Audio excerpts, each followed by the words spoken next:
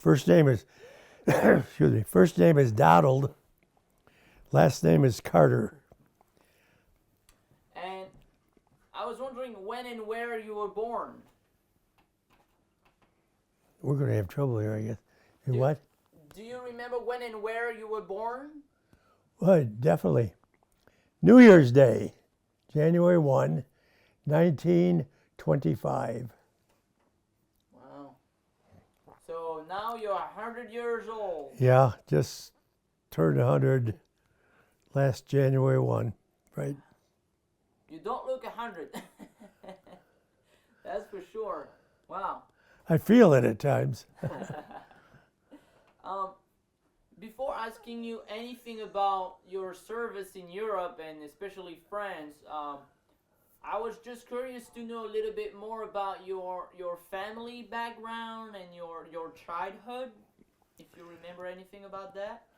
Well, I was my family's from, excuse me, my family's from upstate New York, just south of Rochester, and they lived in the town of Wellsville, New York, at the time I was born, New Year's in 1925. And then a few years later, my dad took a different job, and they moved from Wellsville over to Hornell, New York. It's not very far. It's about 25 miles. And I lived the rest of my life till I was 18 in Hornell, New York, and went to the Hornell schools and Hornell High School. And then in 1943, born in 25 to 43, I turned 18. And back in those days, when you turned 18, you had, because the war had started in 41, and I turned 18 in 43, so I had to go up to the draft board and register for the draft.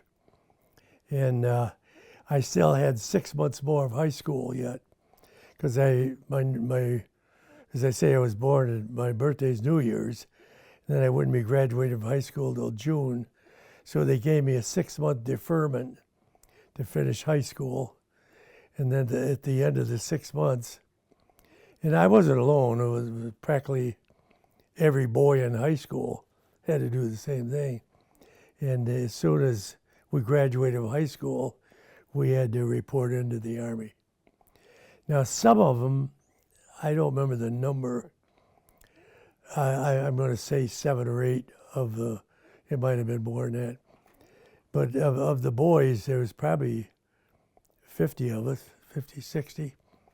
And some of them didn't want to go in, particularly wait till June and go in the Army.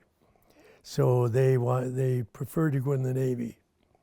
So at some time between January, when I turned 18, and June, about 15, or might have been a few more than that, 15 or 18 boys that in my class all quit high school and went into the Navy. And then when June came around, then I think after we graduated from high school, we had like 5 days to report to Camp Upton, Long Island, New York, which I did. And I got down there, and they had 3 officers in there, lieutenant colonels or something like that. And when you come in, you had been sworn in the Army, so you had to walk in as good as you could and salute. And then the colonel sat there and he said, I remember the one thing he asked me, and you each go in individually, you don't go in as a group, so you don't know what anybody said before you or after or anything. It's just, all you know is what happened to you. And I guess that's normal. And the officer looked up at me and he said, you have a deferment here to finish high school. I said, yes, I did. And he said, did you finish? And I said, I did. And he said, what did you take in high school? And I said, what I took was what they call the regular college entrance thing. He said, did you have algebra? And I said, yes. Geometry? Yes. Anything past that? And I said, yeah, I had trigonometry, and I think I cut it off about there. And then he asked me a few other questions, and pertaining to, I at the time I didn't know what he was doing, but I fully understand now. He was trying to figure out whether to stick me in the infantry or the artillery or where to go. And in order, if you put in the artillery, you would want to be a lot better in math than you are just running around the infantry, because you do a lot of math in the artillery. And he asked me if I had algebra and geometry and all that stuff. I said yes. And then he raised up, and he had his paper in front of him, and he opened up the ink pad and put the stamp on it, and hit my paper and handed it to me, and he said, wait with the rest of them outside. So I left the building. As I walked out, I looked at the piece of paper that said artillery. So I got out, and there was a lieutenant or somebody out there, and he looked at my paper and he said, yeah, you go with that group over there. So I went over with that group, and they were all the artillery guys. And we left there and went down to Fort Bragg, North Carolina. And the camp, Fort Bragg, the camp was called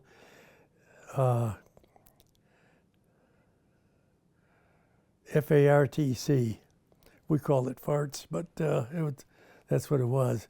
Field Artillery Replacement Training Center. That's what it meant. And so we got down there, and we were going to get field artillery basic training. And we did the marching and the running and all of the basic stuff that you do. But then the rest of the time, we would be learning how to fire a 105 howitzer, and how to plot the graphs for where the shell goes, and all of the detail on it. So I took the basic training. It was 17 weeks. And at the end of the 17 weeks, they gave us a furlough. You get to go home and spend a week with your parents and say goodbye. Then I had, at the end of, I think, 7 days, I had to report to Fort Meade, Maryland. And Fort Meade, Maryland, at that time was a staging area. I got down to Fort Meade, Maryland, there was just a whole bunch of guys down there, and you didn't belong to any outfit or anything, and you just assigned to a barracks until they called you. And you got interviewed a couple times to figure out just exactly where you were.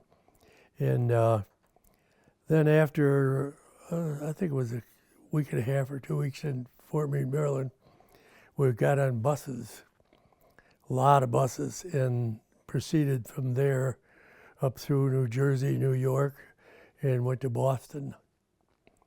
And we got up to Boston, and the buses pulled down to Boston Harbor. And we were just shocked and astonished. As I think of it even today, as I was shocked, astonished. We get out of Boston Harbor, and the whole harbor was full of LSTs. There's the big landing ships. They go up on the beach, the door opens up, and the ramp goes down and all that.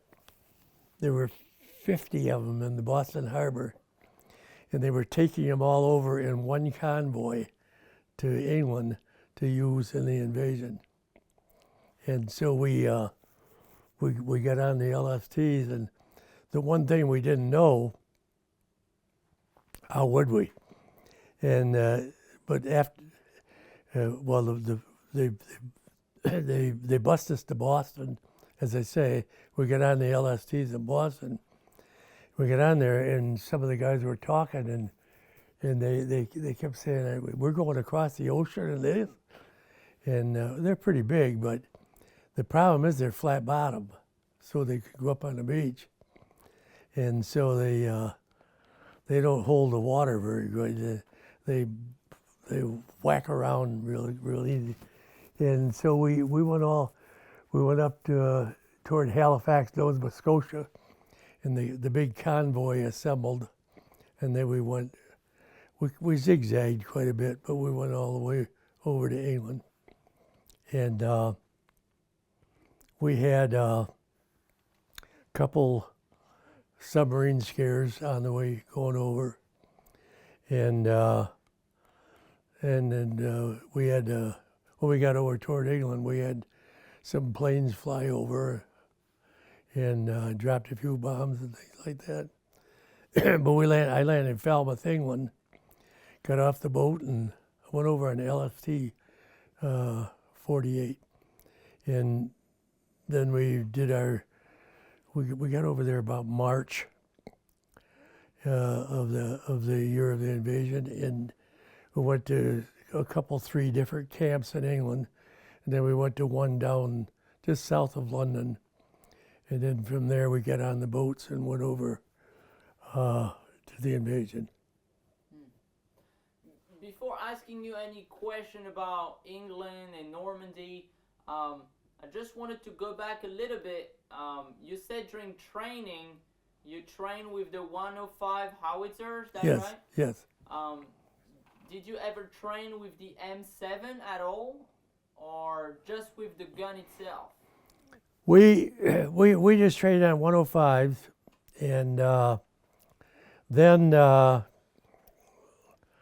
I don't know if you call it just for demonstration purposes, but they did take us over, and we spent a whole day on 155s, the bigger ones, and they just wanted us to have that kind of training, because on a 105 you have the shell casing and then the projectile that goes in it, and you have up to 7 bags of powder, and you can, if you, according to what the officer orders, if he offers charge 3, then you pull 4 bags out and throw them, and only use 3 depending on the distance. But on the one, they wanted us trained on the 155s, because on those you put number of bags of powder in according to what they order. But you have to go through that on every one. They're not all assembled like the 105 is. Okay. And we didn't talk about it, but right before you joined the military, December 7th, 1941, when the Japanese bombed Pearl Harbor, do you remember that day? Yeah, pretty much. Do you remember what you were doing at the time? How you learned about it? About what now, please? How did you learn about the Japanese attack on Pearl Harbor? Oh, I was in high school then. That was I was still going to high school. Matter of fact, I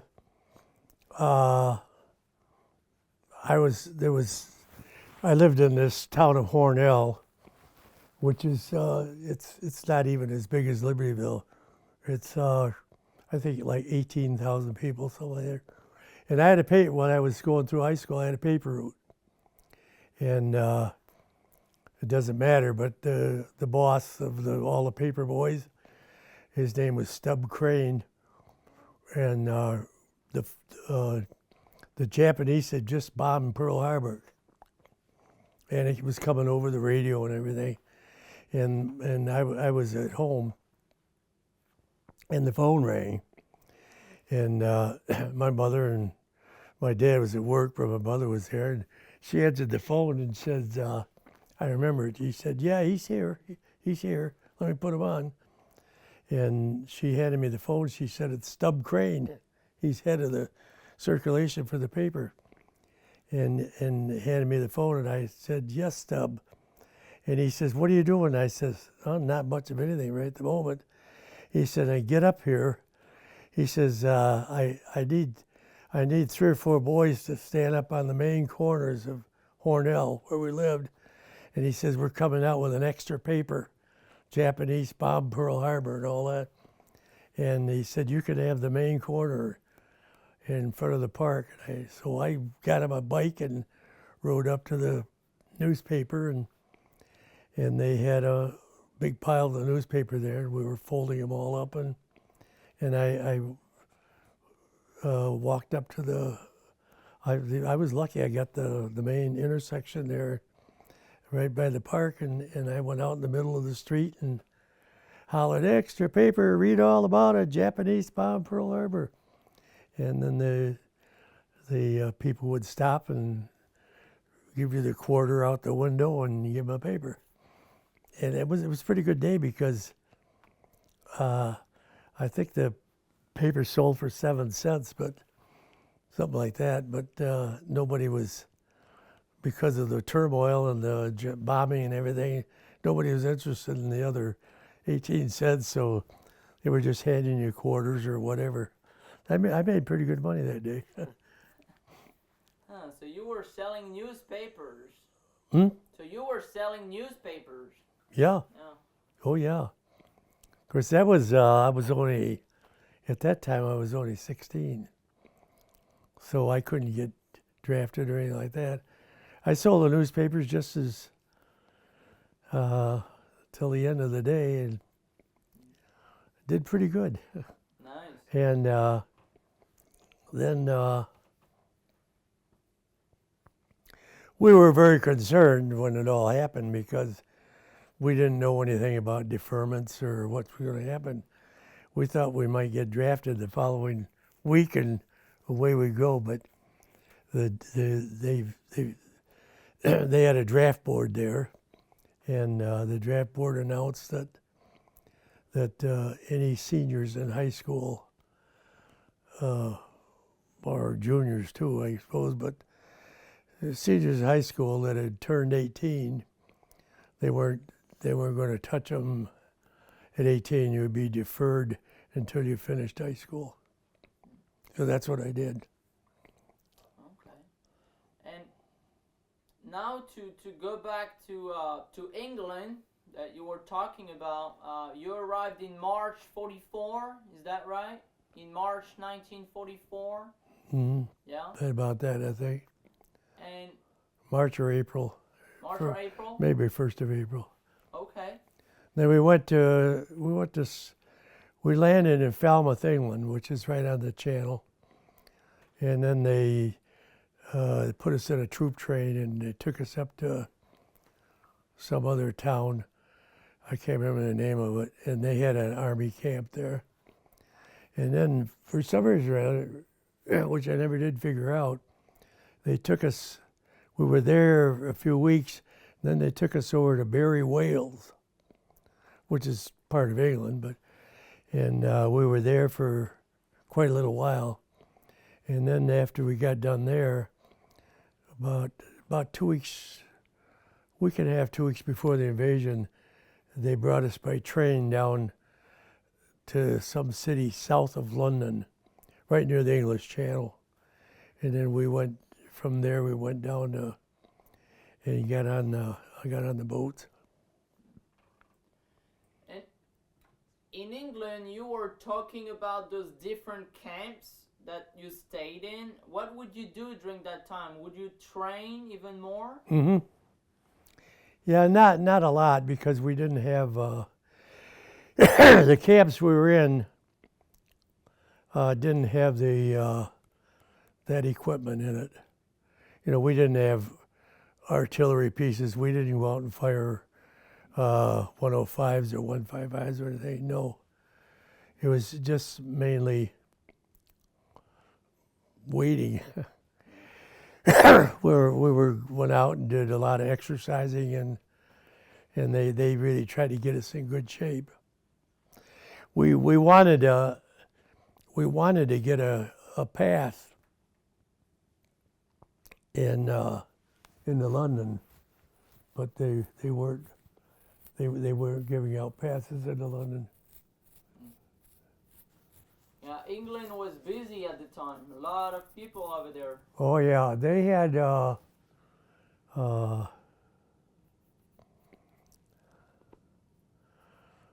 they call us all together. There's some things you may not even want to bother with it in this interview, but there's some things, little things that occurred in England that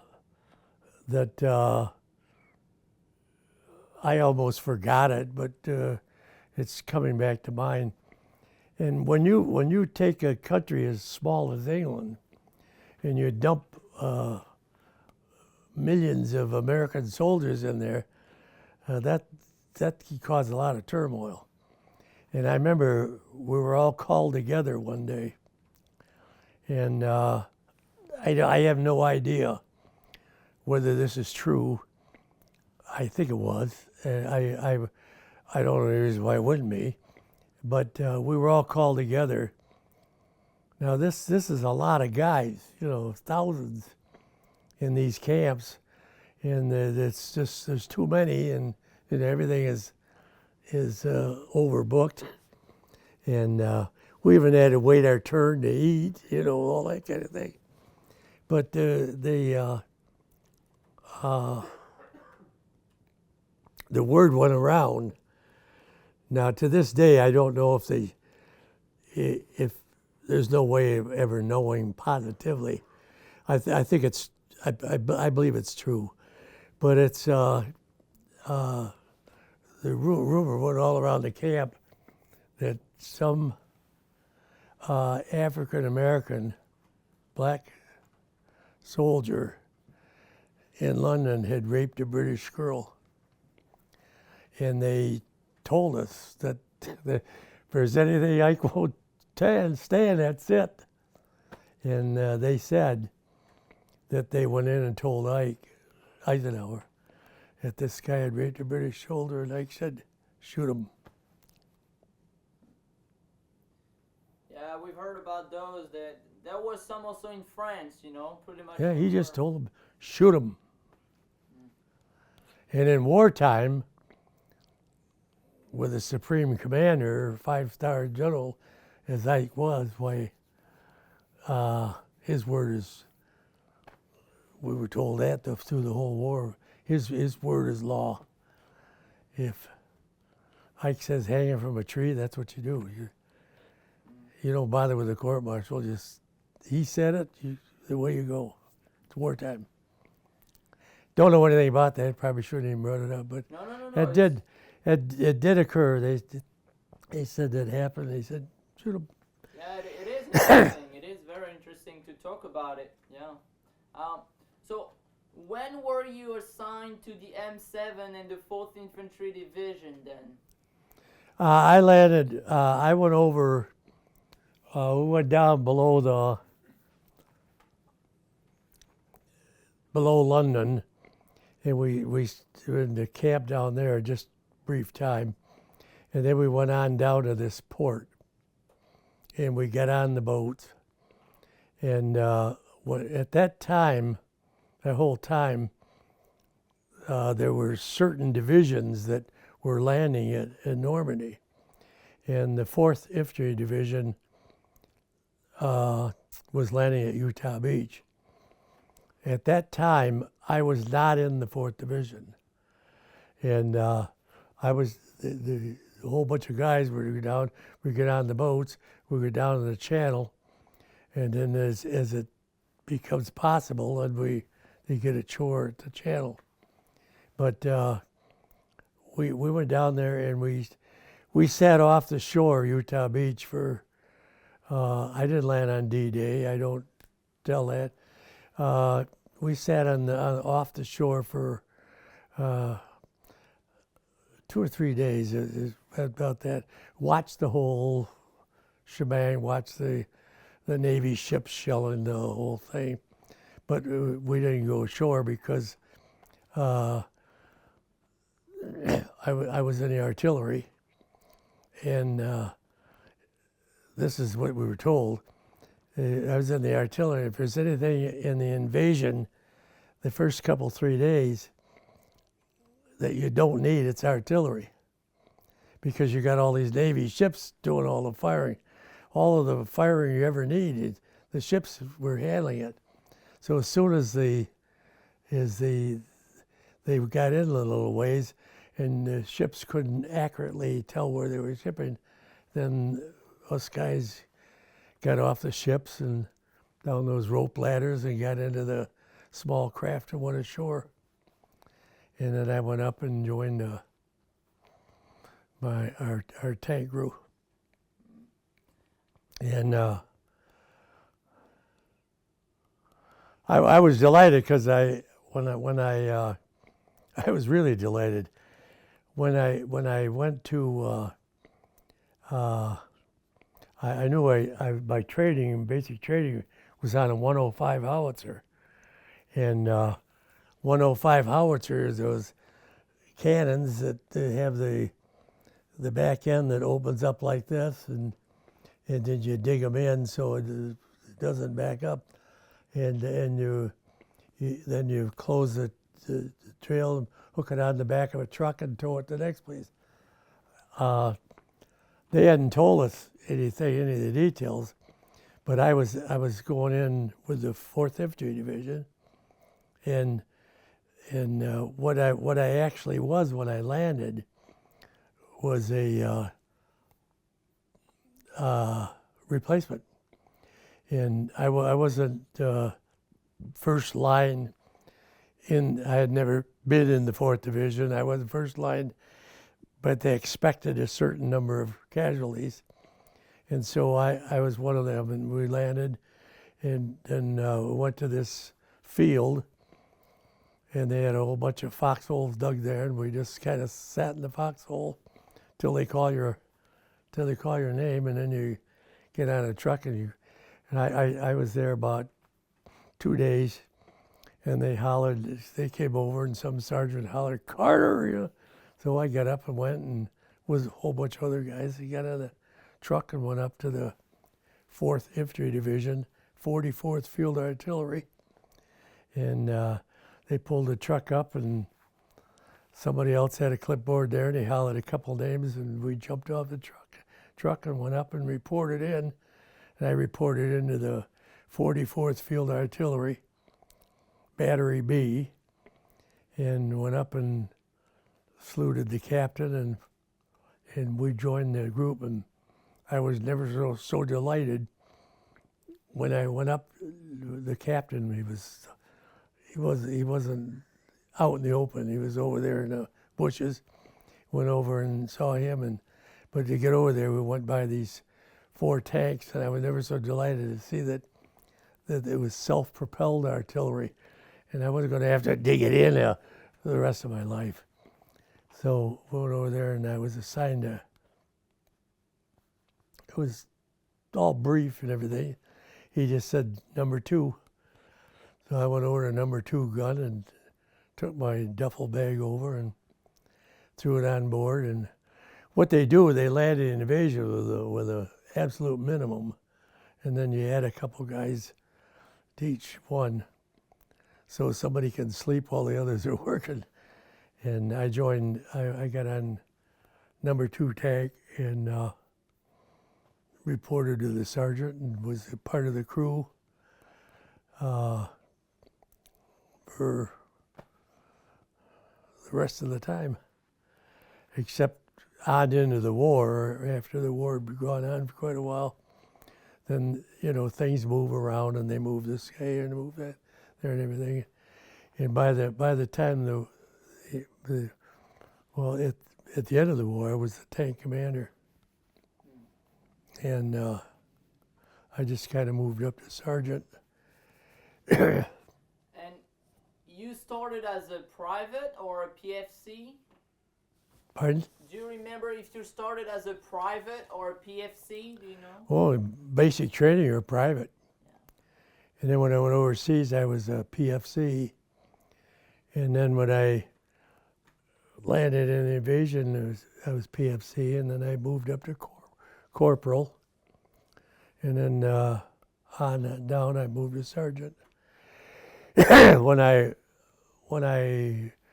the war ended in Europe, I was a sergeant, and came back home a sergeant, and because the war in Japan was raging on, and our division, the 4th Infantry Division, which I'm really sorry about, I don't know why they did that, but they decided that the 4th Infantry Division had all this experience from Normandy. So rather than waste this experience, when the war ended in Germany, instead of us staying there in the Army of Occupation and seeing Europe and doing all that, practically the day the war ended, they packed us up and moved us over Le Havre and brought us back to New York City. We got 30-day furlough to go home, report back to Camp Butler, North Carolina. And I saw copies of our orders.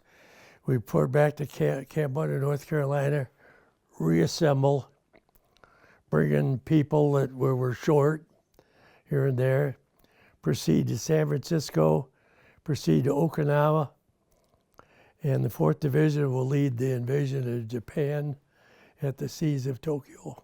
That was what we were going to do. We got down on the train, got off the train heading to North Carolina from upstate New York where I was, and we had to go from one city to the other down in New Jersey, and we were down there the day the war ended in Jersey. So as I tell them earlier, I did something I never did before. I went AWOL. Me and 2 other guys were standing there in Jersey City or whatever it was, New Jersey, and the #1 place to be on VJ Day when the war ended in Japan, place to be was Times Square, and we were 3 miles away. So we talked to a colonel who was in the station there, and he assured us they probably wouldn't do anything to us. So we went over to New York City for VJ night. You know, pretty neat. Pretty crowded, I guess. A lot of people at the time, a lot of crowd, right? Oh, it was a mob.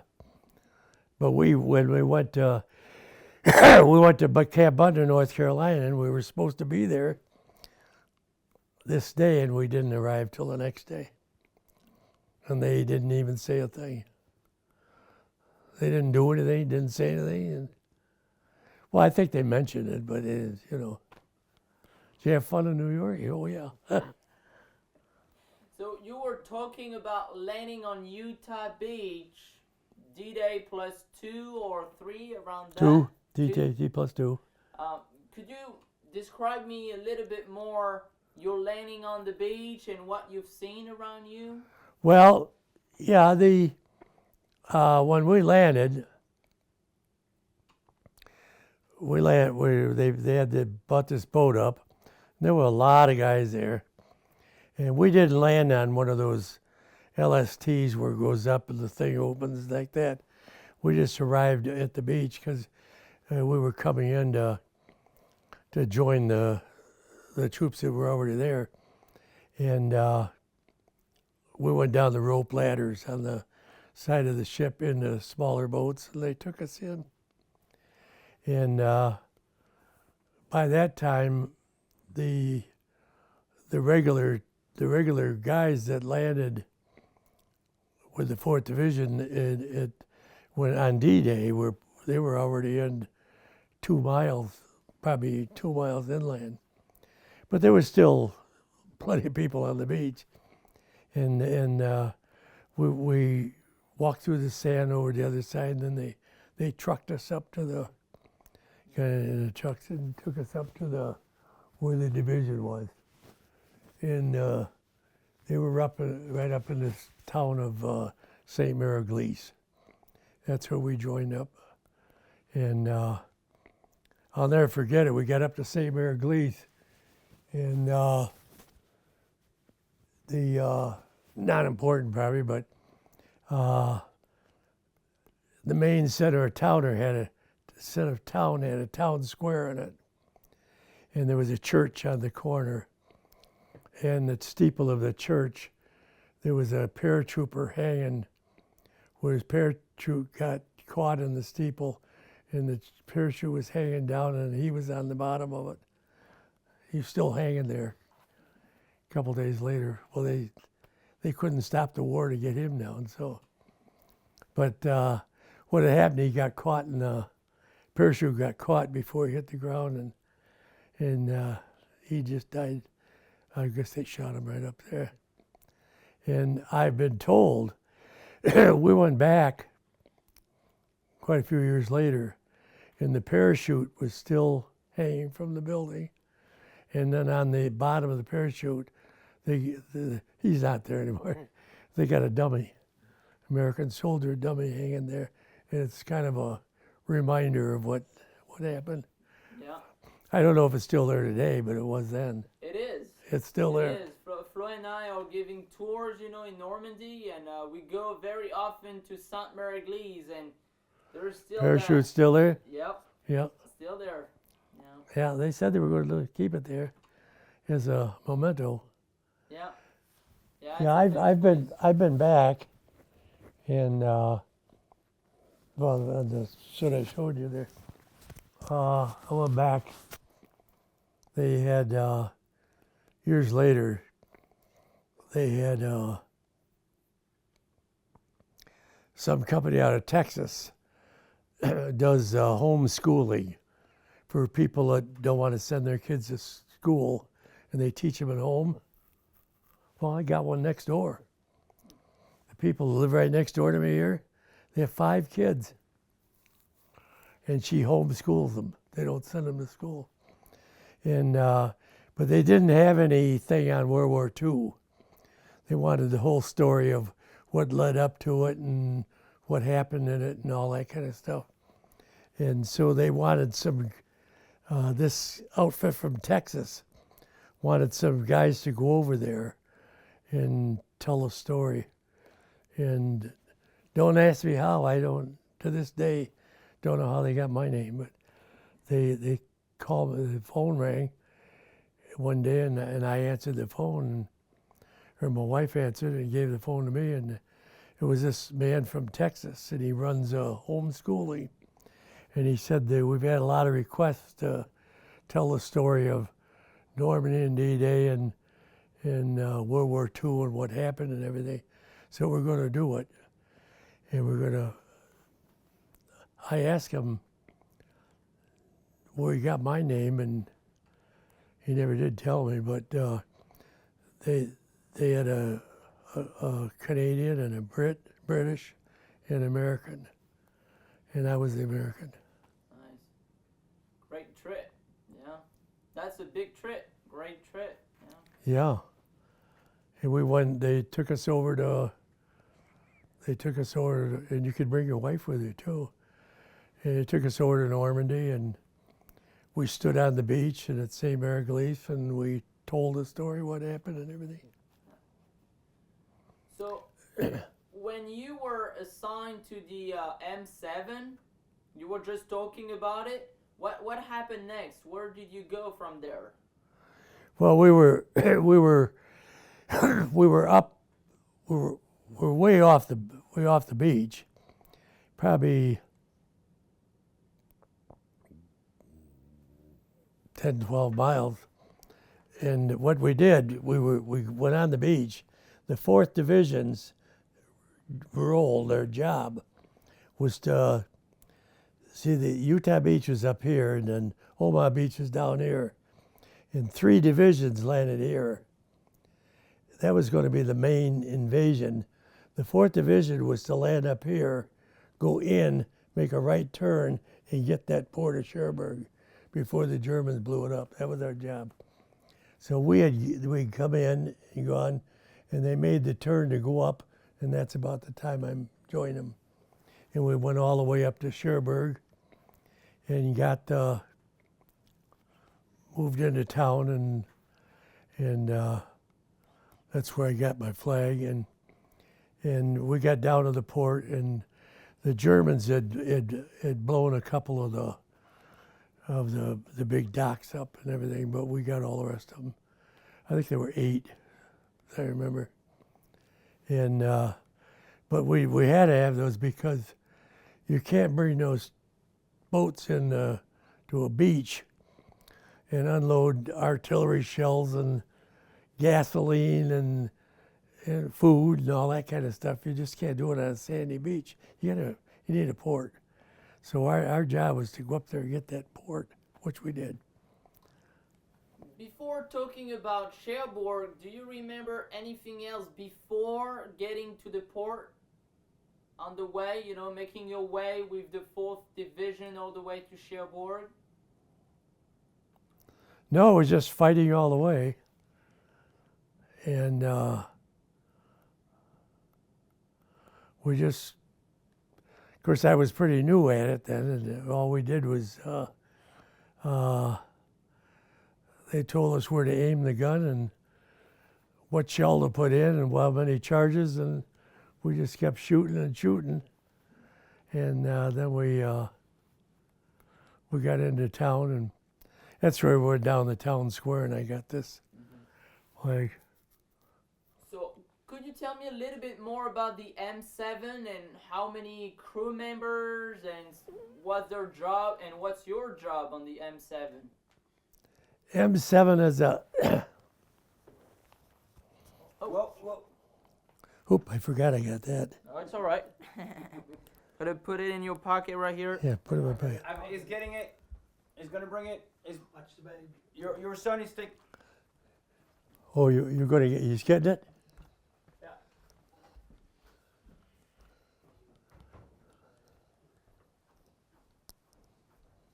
Where are you going? Right here. Take that out.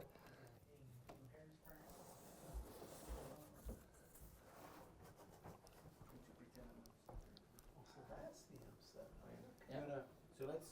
Yeah, I'm gonna give this to him so he can give you I'm gonna let you handle that. There's a model of the M7 right there. And We'll have a see. Can we have a look at that after? You think? Yeah, I think afterward, because we got to get you on camera. All this has to be on camera. Yeah. So we'll Come here, Don. sit down down. there and keep talking. I'll give But- you your. I'm gonna hand the. Yeah. All right. I'm gonna just. You good? Sit to me. All right. I'm gonna give it to you, and you can tell us everything you want about it. Okay. This is an M7. Here's your Oh. 105 howitzer. Don, we don't see it. Would you mind coming here and putting a little bit here? Do you see it? Right Oh, here. whatever you want me to do. Yep. Here we see it. It's a tank in that it's got treads on it, tracks on it, and it's all open on the top.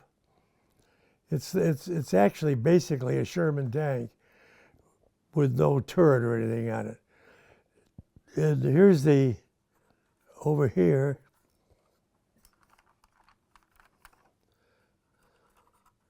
where is it? It got broken off. Anyway, there's a machine gun turret right here. And then here's the 105 howitzers here. And it can go up, and this is kind of fixed, but it can go up and down. And then the driver is over, down in, kind of in a hole down over here. He said the driver's down in here in the hole and looking out at a little long peep. And the crew's up here. And there's only, you can operate it okay with two guys. It's better with 3.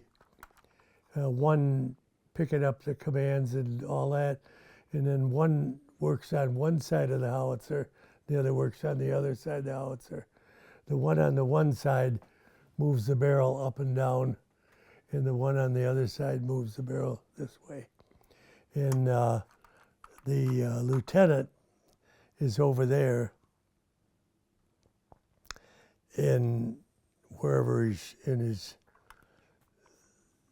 stuck in there behind a tree someplace, and he's over there and he's got his slipstick and his boards and everything, and they've already done the plotting on that, and we have forward observers up with the infantry, and they're radioing back, and they tell our exact position, and then we know the exact position of where we are, and then with their slipsticks and all the other stuff, they can calculate how far it is from us to our target, what the degree is, right 26 degrees or left 10 degrees or whatever you got to do, and then you turn over there, and you have 4 guns, 1, 2, 3, 4, and number 2 gun is I don't know if it has to be, but number 2 gun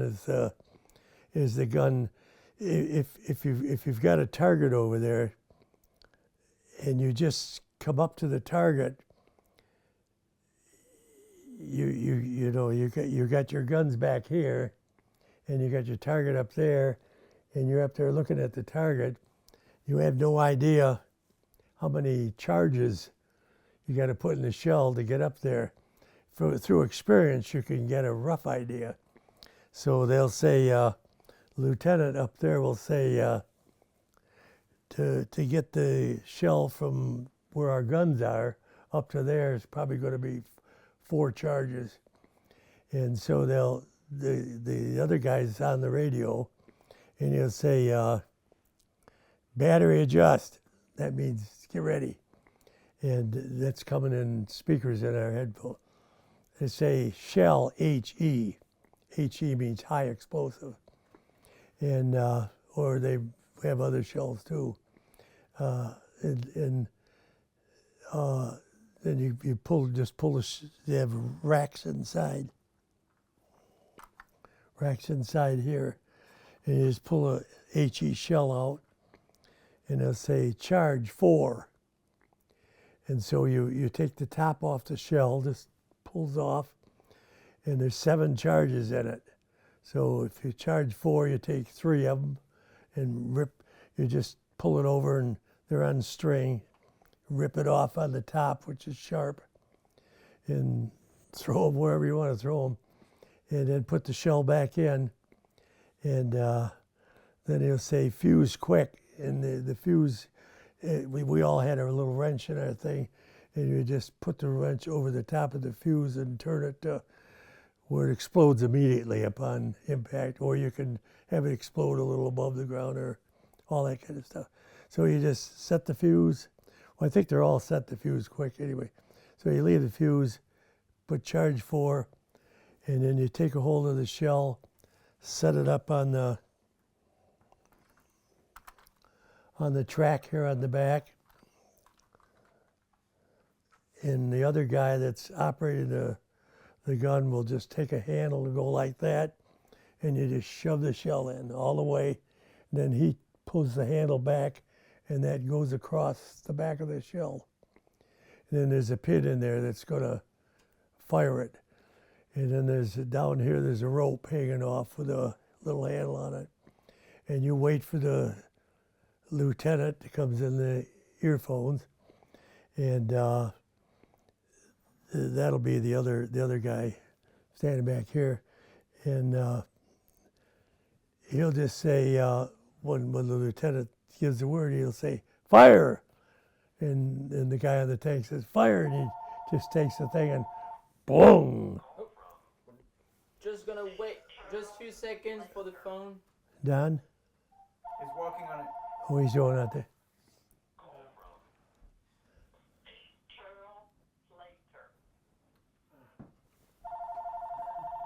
Let's get this out of here. I forgot about that. He doesn't give very many calls. Go back to the vehicle. I don't know who it is. Not many people know my number. I have them all blocked. Anyway, then they fire the shell, and then the lieutenant up on the front lines looks to see where the shell lands. Now, if you're trying to shoot, let's say you're trying to shoot right in the middle of the tripod, and it lands over by this foot. Obviously, you got to go right.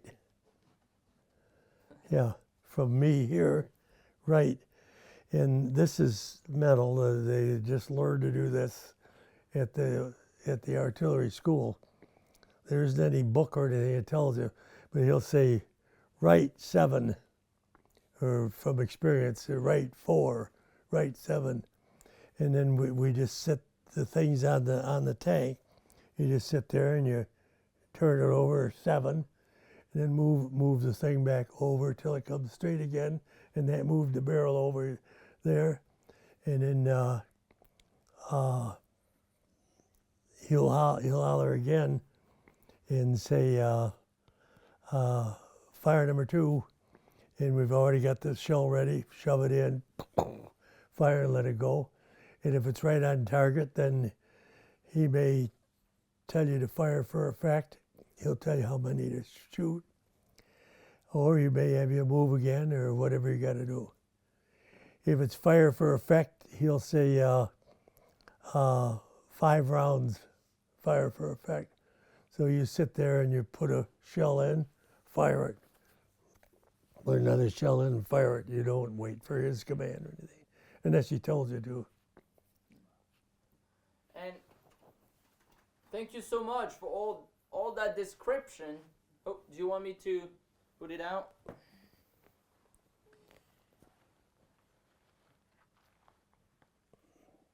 There you go.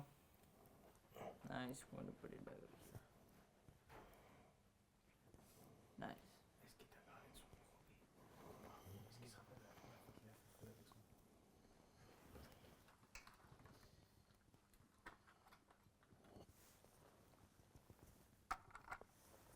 Hey Don, do you remember the very first time you fired with the M7? Your very first combat?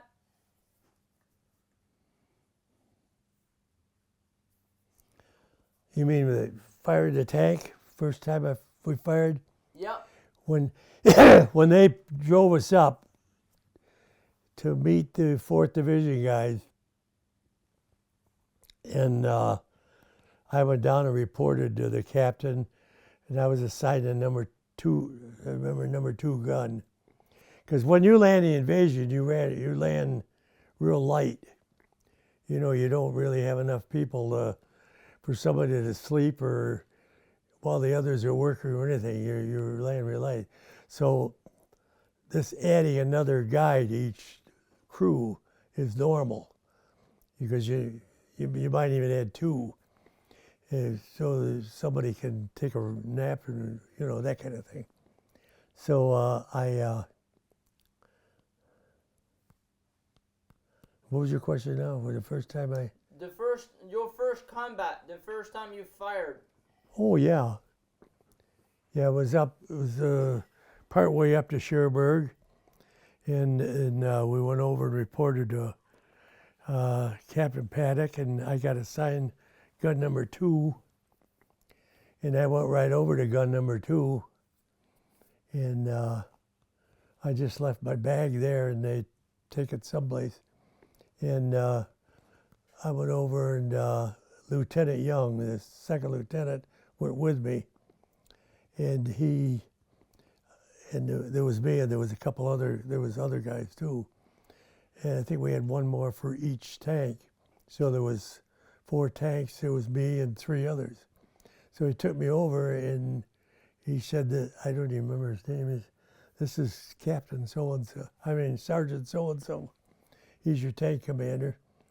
And then there's a couple other guys there. He didn't even introduce me to them. And then I wasn't there very long, and we got a firing mission right away. So they got to see whether I knew what I was talking about. And I met the sergeant right then and there. And then you went straight to combat? That went what? Then you went straight to the front line? You went straight to action? When you were assigned to the M7? Yeah. You were sent straight to action? Well, I got signed to the M7, and we were firing. We were in action right then. Oh yeah, immediately. Probably within 3-4 minutes. But that wasn't anything unusual. I had done it before, and I hadn't done it in combat. But the biggest problem in combat is when you fire at it, you don't know if you're going to get it back. And that was what I hoped. I hoped I wasn't going to get anything back. Do you know how far behind the infantry you were stationed most of the time? About 4 miles. 4 miles? This tank will it'll fire down close in. Of course, you get too close, and you can't just lob them over there. You could go down about a half a mile, or you could go up to 7. It's quite a big range, yeah? That's a long Well, range. yeah, but it depends on how many charges you put in Yeah. and where you put the barrel. Yeah, we could fire out about, depending on the weather and the day and everything, 6-7 miles. We could fire it out there, pretty accurate. And then we always had forward observers with the infantry, and these were people in our outfit, lieutenants, and they were out there with the infantry. And then if you get some activity like over that White House there or something like that, they would sit there with their clipboard and their slipstick and whatever they used, and they'd figure out the range back to where the guns were, and they'd just sit there and say, elevation so-and-so, charge so-and-so, and we'd fire. Number 2 gun would fire 1 shell, and on command. He'd say, number 2 gun fire, and number 2 gun would fire 1 shell.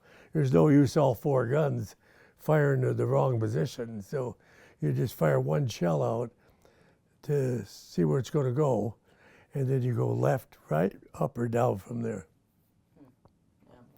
You have to do it. You have to do it fairly. Excuse me. You have to do it fairly quickly, because when you fire the 1 shell out, the Germans know that you're there, and that's where your range is. So if you don't get them in quick, they can move. Nice. Yeah, makes sense.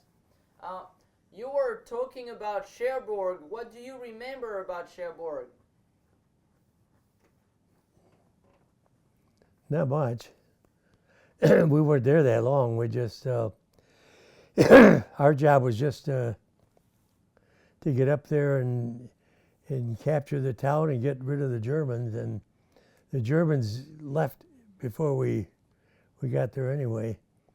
All I remember about Cherbourg is we drove up with our tank and we drove into the center of town, and the Nazi flag was hanging from the main building there. And I went over and I talked to the tank driver, and he pulled right over the building, and I got up and yanked the flag down. We went, we drove up to the waterfront. We never went down on it. Captain Paddock drove down in his Jeep, and everything seemed to be as expected, and the Germans had cleared out. The last thing they wanted to do was be cornered on a dock, yeah. And they had left, and they were escaping. You were talking about the flag. I know you told us the story at the restaurant, but I was hoping, could you tell us what happened with the flag, like you've never told us the story before? Like I never told it before? Yes, because just try to imagine that you've never told us the story before, so we can have it on camera. Yeah, our tank moved into Cherbourg, into the town. Well, it's pretty big, and we went down to the town, and they have like a lot of European towns do, and Liberty Hill has one, they have a town square downtown, and there's different things around the square. And then on one side, I don't know if they're all that way, but on one side is the what we call the mayor's, the city hall or the mayor's office over there. Burgermeister, they call him over there. And Burgermeister's office is over there, and hanging down, it's like about a 3-story building, and hanging down the front of the building was the Nazi flag. And I looked over and I saw the flag, and of course, we're not that far into the war, so I hadn't seen one hanging on any building before. And so I leaned over to the tank driver and I said, hey, see that Nazi flag? And he says, yeah. And I said, it's mine. He says, you got it. And he says, what do you want me to do? And I said, well, just drive over as close to the building as you can get. Well, nobody was shooting at us, so we're okay. Drove over as close to the building as we could get. Then I get up on the top of the tank and get a hold of the flag and hopefully yank it down, which I did. And I rolled it all up and put it in one of the compartments in the tank and get it out of the way. No commotion or anything. And then when we left Cherbourg after we're done there, and we're about 4 or 5 miles down the road, and we pulled off. Captain Peck had the 4 tanks pulled off, and we had some time, and so we cleaned up the tanks and get rid of the crud, any empty shells we got to throw everything away, get everything cleaned up. And so I found nearby. I found a wooden hand grenade box that the hand grenades come over from the States in. And it was all intact and everything, so I folded my flag all up, chucked it in the box, and I was hammering the nails in and going to write my mother's name and address on it and send it home. And Captain Paddock came over and he said, what are you doing, Carter? And I said, the flag I got? He said, yeah, I'm sending it home to my mother. He said, you're out of your mind. I said, why? And he says, well, every box has to be opened before it goes back to the States. And they're going to open that box, there's a Nazi flag in there, and some colonel's going to say, oh, boy. And your mother's name is going to go off there, and the colonel's mother's name is going to go on. And I said, I remember to this day, I turned around to him, I said, just exactly what choice do I have? And he says, none. I says, okay. So I sealed it up and sent it home, and didn't expect it to get there. Didn't. And about 3 weeks later, 3.5 or so, I got a letter from my mother, and she said, your flag arrived. And we took it up, and it's in Tuttle and Rockwell's window with your name at the bottom of it, captured in Normandy. So I've had it ever since. That's quite a story. Yeah, it was interesting. And when you left Cherbourg, where did you go after that? St. Lo. Left Cherbourg and we came down to St. Lo. And there's another whole story there.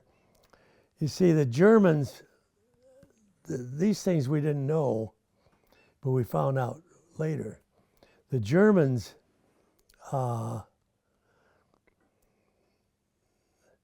they didn't really think, and the reason they didn't think it is because we did everything we could do to deceive them. They didn't think that the invasion was going to be at Normandy. They thought that the invasion was going to be up at Calais, Dover, because Dover, England, Calais, France is the narrowest part of the English Channel. So we tried to make them believe that the invasion was going to be up there. So obviously, you're going to put your good troops up there where you think the invasion is. So their SS troops and their fancy guys were all up surrounding Calais, France. And then across, in order to keep them thinking that, over in Dover, England, what they did, the Germans came over all the time bombing England. They would come right over Dover. And just maybe a month or whatever before, don't know exact time, what the Americans did was they set tanks. They put tanks along the road and in the fields all around Dover, England. So when the Germans looked down, they'd see all these tanks. And then they would holler at their their leader and say, hey, the invasion's going to be right here. You ought to see the tanks. They're all over the place down there. And those were the phony tanks. They were inflated. I think you saw the picture. Yep. Yeah, they were inflated tanks. And wherever it is. Here's a tank here being held off the ground with 6 men. 30-ton tank, 6 men holding it. And this is just, I don't know, plastic or whatever blown up. And these were all around the landscape. So the Germans thought that they thought that's what it was. So their SS troops and Panzer divisions were up there, and the lighter troops were down at Normandy. That's why Normandy was successful. Well, as soon as Cherbourg fell, we started down, then the Germans got, we figure the Germans got brilliant and said, that was the real invasion. They've taken the port of Cherbourg. We better get our crack troops out of Calais and go over and surround them and keep them from going any further. So the surrounding occurred at St. Lo. And the Germans got all on this side and we got all on the other side. We were going to bust through the lines at St. Lo. And that was one of the biggest battles of the war. I told them, the other guys, about it. They told them many times. I wouldn't think it's true except you watched it. They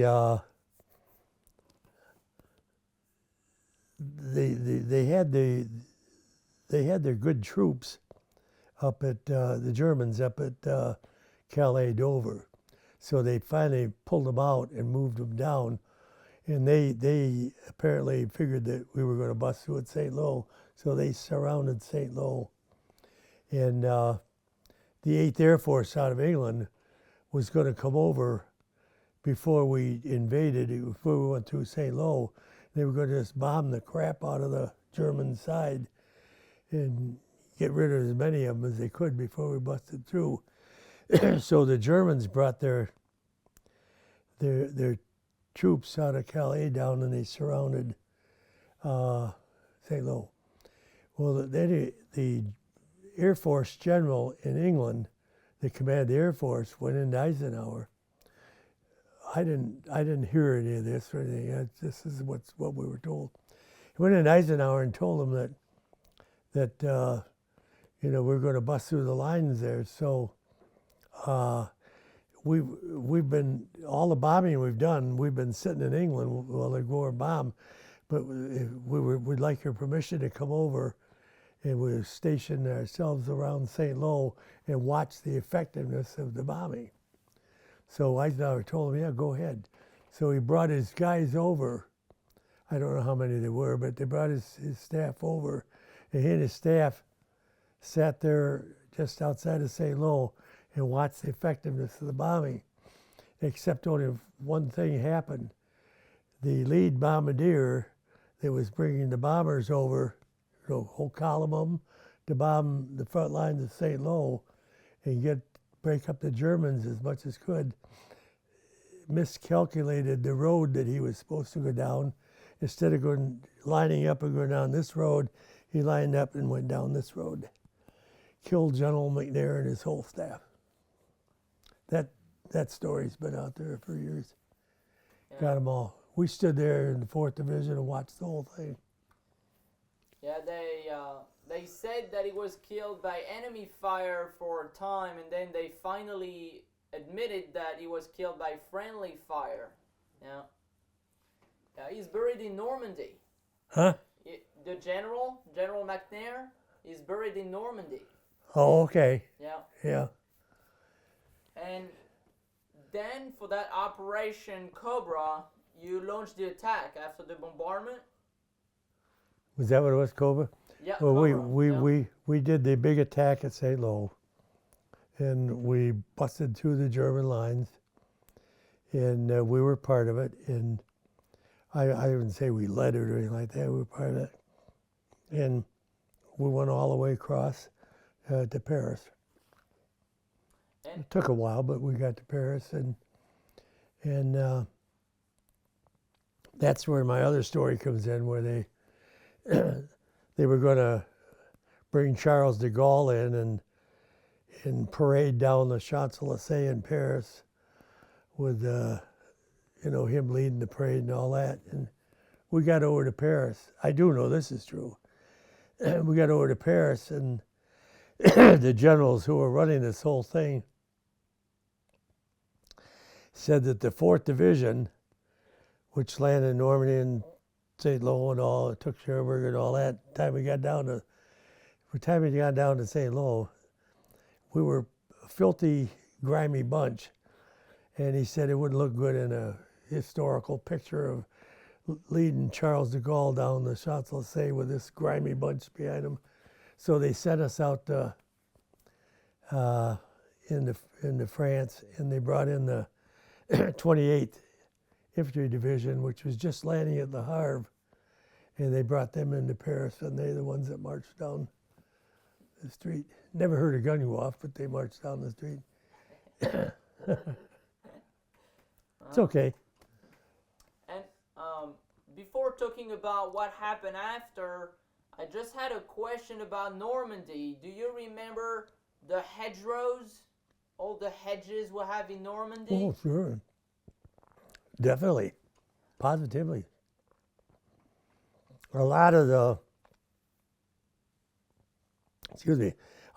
tanks, we had never seen this before, but a lot of the tanks after the invasion and everything, they apparently brought a whole LST full of them, and they all got off, and the tanks come in, and they were different, and they were regular tanks, but on the front they had this, on each side they had this bar. It came from the sprockets there. It came out in the front.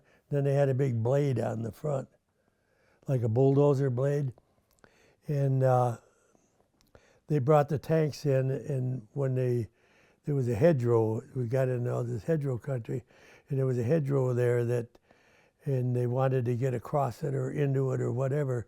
They bring one of these tanks over with a bulldozer blade on the front, and boom, they plow right through it. Yeah, just like a bulldozer. Yeah, they had a lot of those over there. We saw them. I think after they got out of we didn't follow it or anything, but after they got out of the hedgerow country and that didn't exist anymore, then they took the blades off the front of the tanks and used them as regular tanks. But they did have a lot of them over there with bulldozers. It looked like a bulldozer instead of a tank. Yeah, the hedge cutters, they put it on front. Yeah. Yeah, they were pretty tough because most of them, if they would have just been a hedgerow, dirt, that would have been fine, except they had trees in them. And the trees, zillions of trees with all those roots, when you were going to take a tank up and go through the hedgerow, you didn't hit it once and go through. You hit it and then you backed up and then you hit it again, and maybe 3 or 4 times you finally break through it. Just one thing, do you want a little bit of water? Do you want some water? I got a whole Oh, cup you here. got some? Perfect.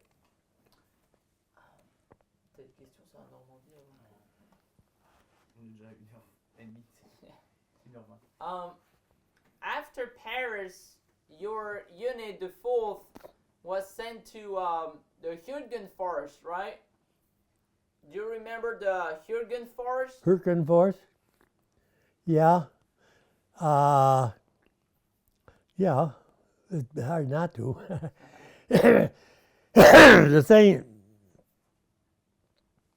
the thing that we didn't like about it, and you may not have thought of that, but after I tell you, you will.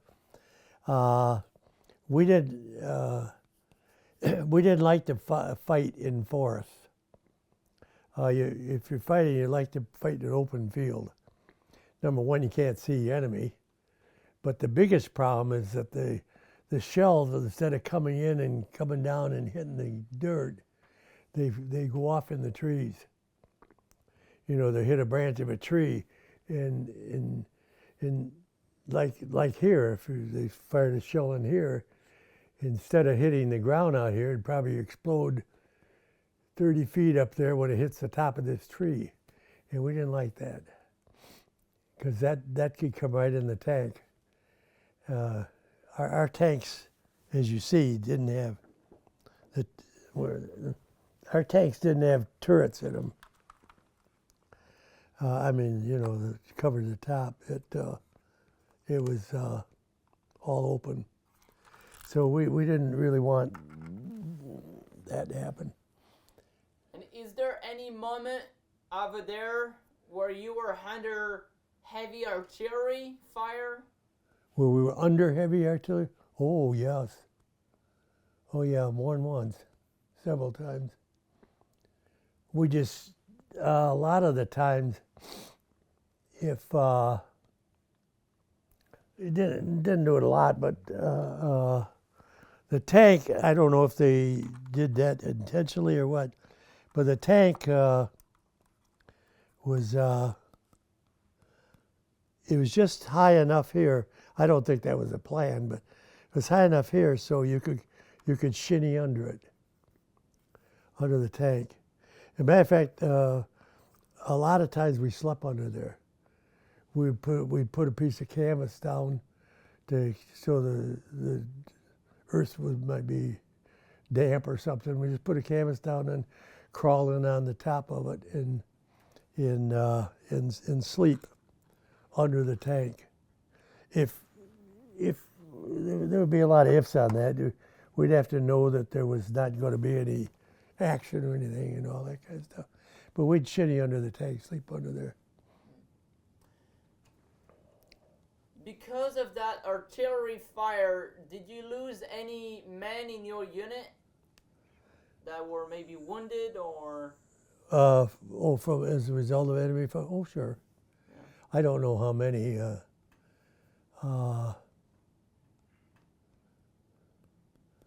I would, if I had to guess, I'd say 6 or 7, maybe in the whole war. And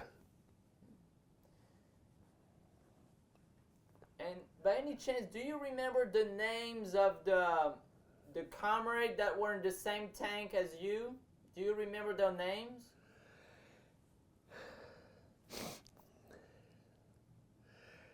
One guy, yeah, I'll never forget one guy, Clement Piscatelli. He was from Brooklyn, New York. Clement Piscatelli.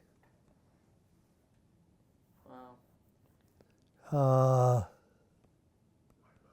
I can't really remember the other guys' names. What? Huh?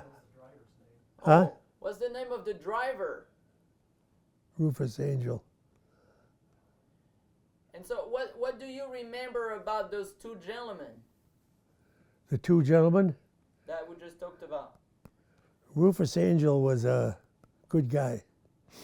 Very cooperative and tried to do what he's supposed to do. Clement Piscatelli,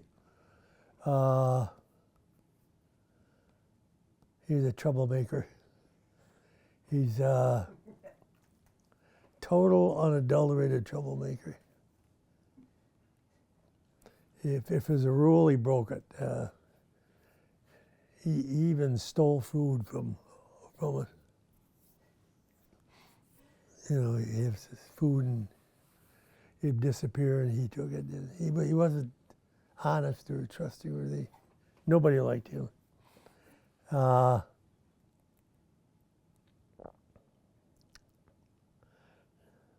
did I they don't remember the others. did they both make it through the war? Hmm? Did both of them made it through the war? Yeah. No. We had on one of the other tanks. We had back then they did it. I don't think they do that now, but they did. They did in the war. On one of the other tanks, we had two boys, and if you see them, it's amazing because they looked alike. Well, they were twins, and they were the Merrick twins, M-A-R-E-K, Merrick twins. They were from South Bend, Indiana. Lived right down there in Notre Dame University, and they were good guys. My understanding is they don't let twins go in the same outfit anymore. Yeah, but no, they were okay. If we came someplace where we'd go someplace or walk someplace, I was usually with them. They were on the next tank over, but they were my age. They're about 19, like I am, and they were friendly and good people. Some of the others weren't. We had one guy. I wasn't going to tell you this, but I will. We had one guy. If a German plane, I think I told my son this, but like one day we had two German Ju-88s, German small bombers, and they don't bomb from way up high. They come down and they're just overhead, and they drop bombs and that are not much bigger than hand grenades. And they throw them out. And they get. Our four tanks were in this field, and all of a sudden we looked up and there's two Ju-88s coming at us. We don't have time to move. We don't have time to do anything, and you really don't want to get under the tank, because if they drop their low-level bombs and it's a tank, it may blow the damn tank up and you're under it. And so you just kind of do the best you can, you know. If you got time, you run over and get behind a tree or something. Anyway, these two Ju-88s come over, and they're flying real low, and they're tossing out personnel bombs onto us. Fortunately, we didn't, why I don't, to this day I don't know, we didn't get anybody wounded or anything, killed, nothing. And about an hour later, you'll get a kick out of this, about an hour later, there was one of the guys on the other tank. It seemed like every time we got into a battle, after the battle was over and everything was done, that he was always missing. And I can't remember his name. I cannot remember his name. But anyway, the two Ju-88s, that whole thing only lasted, you know, just a few. How long does it take a plane to fly over? It's done. 3-4 minutes, you're done. And one of the planes, as it flew over, we had an anti-aircraft unit with us, and they hit him. They hit the plane and the motor, and the motor burst into flames and everything, and it crashed about maybe 2 city blocks over, past us. Plane crashed, and this guy, the one I'm told is all seems to be missing and everything, he's missing again. I can't find him. And one of our lieutenants decided he was going to really find out where this guy goes, you know. And you know, if I gave you 25 guesses, you as a group, you probably couldn't get it. I think you've heard the story, though. Where was he? I don't know. At the bathroom? He was over where the plane crashed. Oh, really? he pulled the pilot and the co-pilot and the bombardier out of the plane. He had them over there laying in the field, and he was pounding the gold out of their teeth.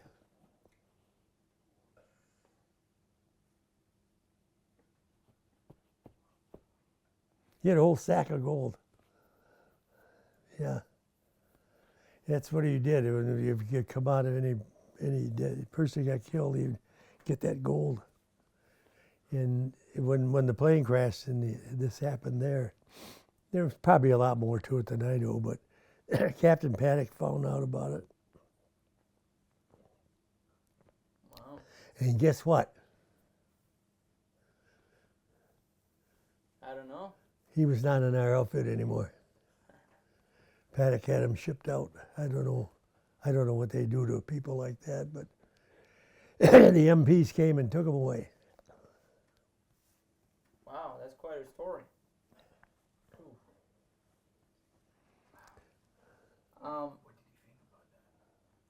What do you personally think about it? What do you think about that? That episode, or you mean the whole war? No, about that guy that was taking all the gold. No, I thought it was with everybody else. I thought it was pretty bad, and it just has no place in a war. It has no place in civilian life. It has no place any place. You don't. When you're in an outfit. I was in the 44th Field Artillery Battery B. That's your family, and you guys are living together and eating together and showering together. You do everything, and you don't want somebody like that in your outfit. Get rid of them. So that's, I don't know. That was what, but anyway, he got rid of them. He called the MPs. They took him away.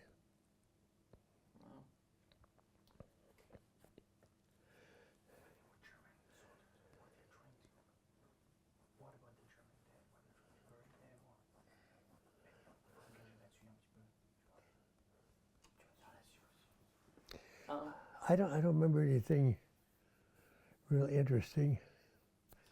We were just wondering about what about the German remains, the soldiers that were killed on the battlefield. What would you do with the remains? Were they buried right away, or? Believe it or not, and you probably won't. I'm not sure what the Germans did. I don't know how they handle it. We were taught to, and we were lectured about it, and everything, and we were very respectful. The American Army. I can't speak for all of them, but in our outfit, we were very respectful for the German dead. If we moved into moved on up, and they didn't have time to do anything with their dead, they just left them there. Why we would not all of us, we couldn't leave our post or leave our gun or anything, but we had 4, 5, 6 guys in the outfit that were 4 observers or the cook or the all that, and we would carefully pull them by the uniform into a group of 3 or 4, and very, very often mark it, put a stick on it with a handkerchief on it or something like that, mark it so the graves people would, when they come up later, would find it quickly. But sometimes, depending on the battle, people would lay there for quite a few days, and so we would leave them there and put them in a group and put a thing over there to mark it. The other thing we had to do was, it didn't matter much, but It probably didn't matter at all, really, in the long run. But you, the one of the big problems you have in a war, and is you're going into a big battle, and you didn't know it was going to be big, but it got to be big, and I'm going to get basic here, no, but you go in a battle and you got firing a lot of shells and you're getting a few back, so you can't really leave your tank and go wandering around or anything like that. So there's one situation which can come up, which is a real problem.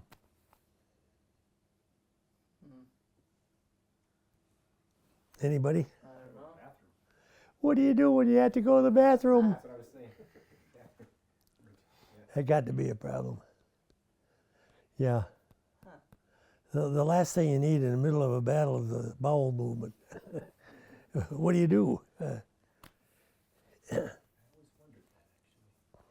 We did have brown toilet paper. You knew that. Yeah. But no, that could be a problem. Why did you have brown toilet paper? Hmm? So you couldn't. Brown toilet paper. So you couldn't see it from the airplane.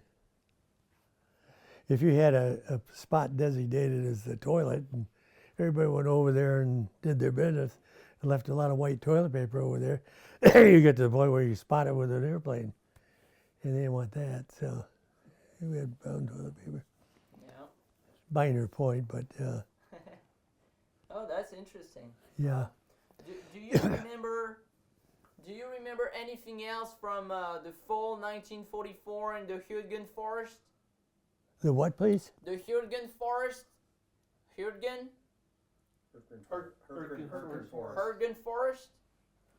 Hurtgen Forest. Do you remember anything? Oh, Hurtgen Forest. What do Oh, you remember most about that? yeah. The thing I remember most about it is we didn't like it. We couldn't. It was terrible. We couldn't imagine what the infantry did, because you know the infantry's on foot with their rifle wandering around on foot, and the Germans were outside. They were smart enough not to get in the forest involved in there too much. They were outside of it, and we were in there going through it, and they were firing at us all the time. But the problem is that the shells hit the trees, you know, up in the tree, and the shell would explode up there and just spatter the ground, and you're down there.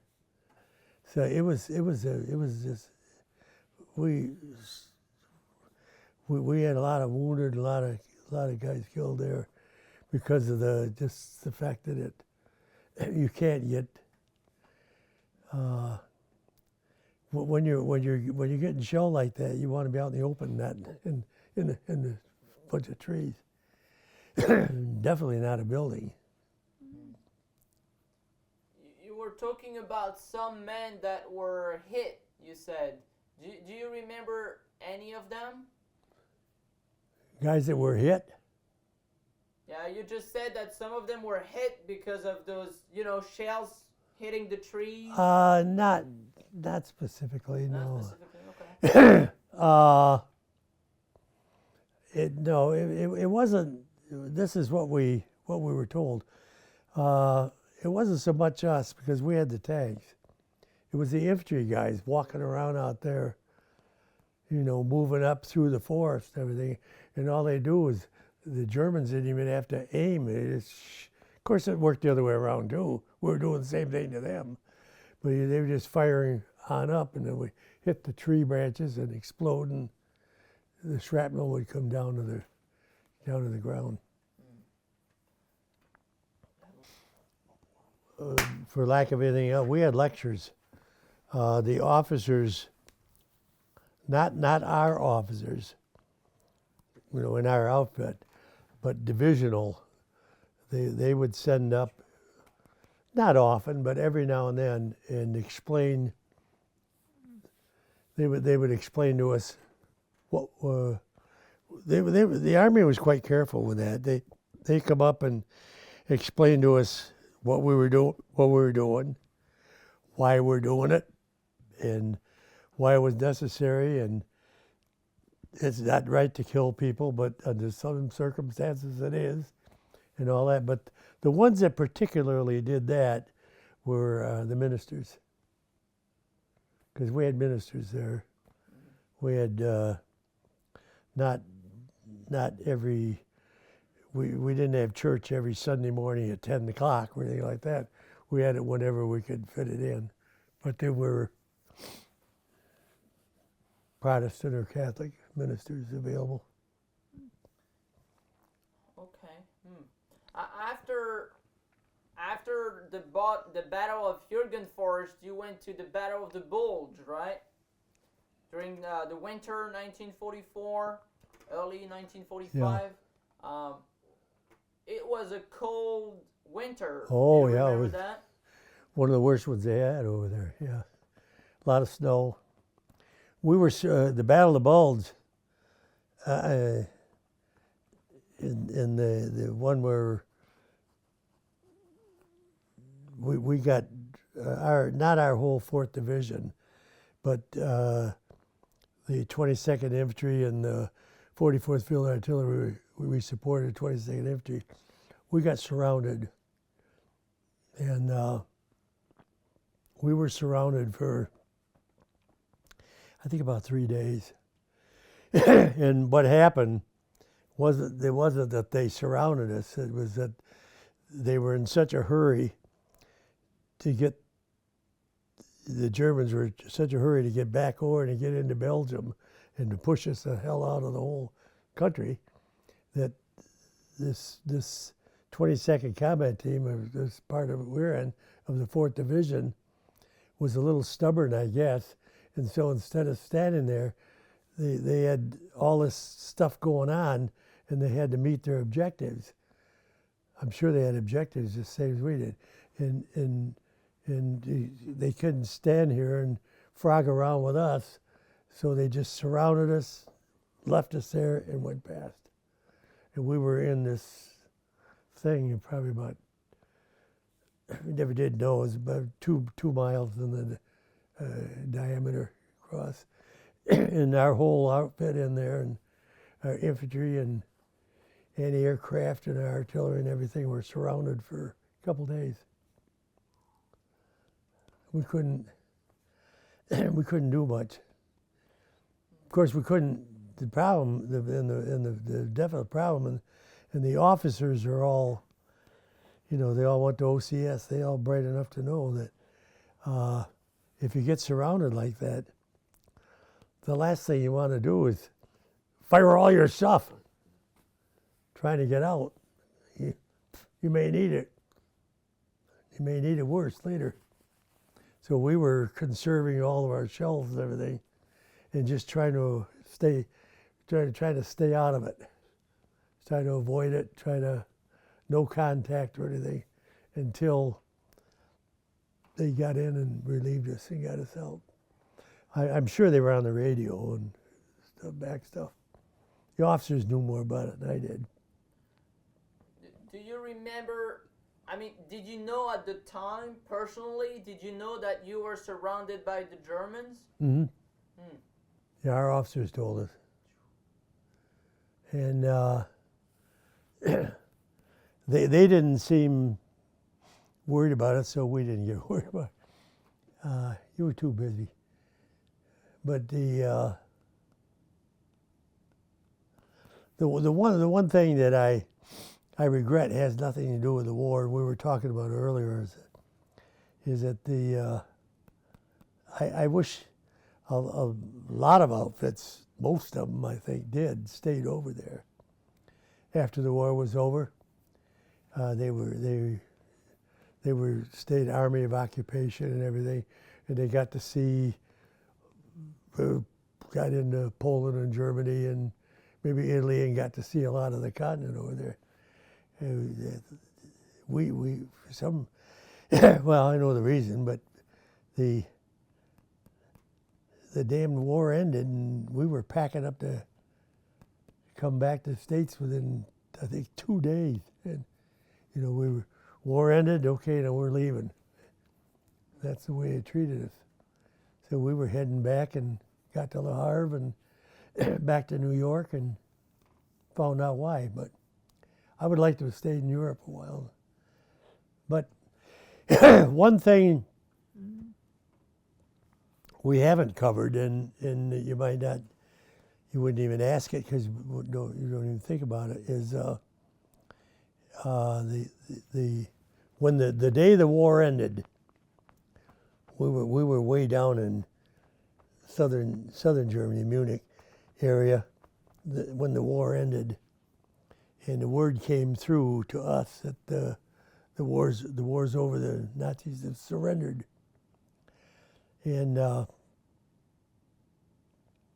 not all outfits did it, but I'm sure glad ours did, and I don't know why they did. I don't think our officers were more brilliant than anybody else, but our they Lieutenant Young and Captain Paddock ran over. He and his driver ran over a mine with a Jeep, and he wasn't there at the end. About 2/3 of the war through, he was in a hospital. They blew off one leg above the knee and the other leg below the knee. So, but anyway, when the war was over, the officers called everybody together and said, okay, the war's over. The Nazis surrendered. Don't get all excited. Don't let your guard down. Don't do anything like that, because the problem, one of the most dangerous times of a war is when it ends. And the reason is because the winners know that it's ended. The losers don't know it's over yet. We had several guys right in our outfit. We had a couple guys in our outfit that were killed after the war was over. And they would be driving down the road into a town, and you know, the war's over. Driving down in the Jeep into the town, and they're dead. Because the guys in the town, the Germans, don't know the war's over. And they'd be coming in and they'd fire at them. It's actually happened, I didn't see it. But another big problem we had when the war ended was those great big concentration camps over there that had 15,000 people in them or 20,000 people in them. You know, they had all those Polish, Romanian immigrants down there, and they had them all fenced in and big camps. They were a big problem after the war ended, because they wanted out of those camps tomorrow, you know, this afternoon, and we couldn't let them out. Because they get out and they go into they're so mad, they go into the German town and just ransack the place. Go in every house and steal everything and kill anybody and do anything they could. So we fortunately or unfortunately left. We were only there a week or so after the war was over, but the order came down that we had to keep all those people in their camps. And they would let them out after interviewing in an orderly fashion. Might take 6 months, because there's thousands in those camps. But I was there long enough to know that it was a mess. Do you remember when you get to those camps, what was your first reaction? How did you feel about it? You mean any German town or? The concentration camp Oh, the that you concentration. were talking about. Well, they were all fenced in with the gates and all that, and what they were doing is breaking down the. They didn't dare do it with the Germans because the Germans would have just shot them. But now these are the Americans in there, so they were breaking the gate and knocking the fence down and getting out. We would have to. We spent, of course, as I say, we left pretty early, but the couple weeks we were there afterwards, we were going around rounding them up, taking them back, round them up and take them back to the camp. And they're hard to identify, which is one, which isn't. That's tough too. It was after it was over, it was pretty difficult. When you first arrived in those camps, did you know that they even existed? Like, did you know before getting there what the Germans were doing to them? Yeah. We didn't know exactly where they were. We didn't know the details. We didn't know where they were. We didn't know how many there were and all that.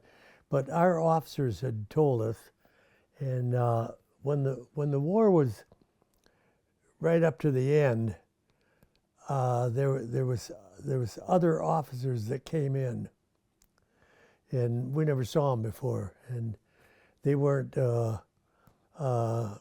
military officers like infantry officers, anything like that. These were intelligence officers and that kind of thing. And we had colonels and majors and all that kind of stuff come in and get us all together in groups and tell us they have a big concentration camp here and this is going to be a big problem. These people have been cooped up in there for 3-4 years and they want the heck out. But we got to keep them in because if they get out, it's going to be hell to pay. They're going to ransack everything they can ransack. And the other thing they pointed out very carefully, he said there's diseases in there that we don't want anything to do with. And that it's running rampant in there. Who knows what they got? And we got to go through that. He says, as difficult as it may seem, we got to go through that whole thing. But we'll take several number of months to do it. In the meantime, we got to keep them locked up and feed them and all that. And then we'll interview them and talk to them and each one of them individually until we get it done. And we'll have a doctor here to give them a physical and that kind of thing. But we said we can't let somebody out. They didn't say this, but what they meant was that we can't just go in there and open the doors. Let somebody out with TB or venereal disease or what have you, and into the population again until we find out if they're healthy, if they're well, if they're okay, if they got some of them had what I'd call a murder complex, I get out of here, I'm going to kill every German in sight. But that was the interesting part. But the thing we had to, all at the same time, is the thing we had to be concerned about. But that got over with in a couple of weeks, 3-4 weeks. We had to be concerned that whether any of them still felt that the war was still going on. And they might have been German soldiers that as soon as the war ended, they got the hell out of the uniform into civilian clothes. So we couldn't tell. And they might want to kill you because they didn't know the war's over. So the end of the war was very complicated. And then they brought in officers. We were smart there. We brought in officers that we'd never met before. And they were occupational officers, I guess you'd call them. They knew what to do under those circumstances. Do you know what camp was that? What was the name of the place? Do you know? The camp down there? Yeah? No. No? I don't even know if it had a name. It was just outside of Munich, Germany. Big. Was it Dachau? No. It's not, right? No, it wasn't that one. It wasn't that big, but it was good size. They had a lot of people in there. We were talking.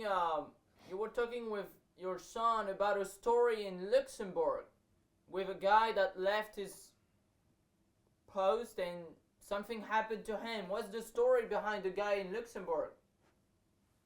Which one's that in?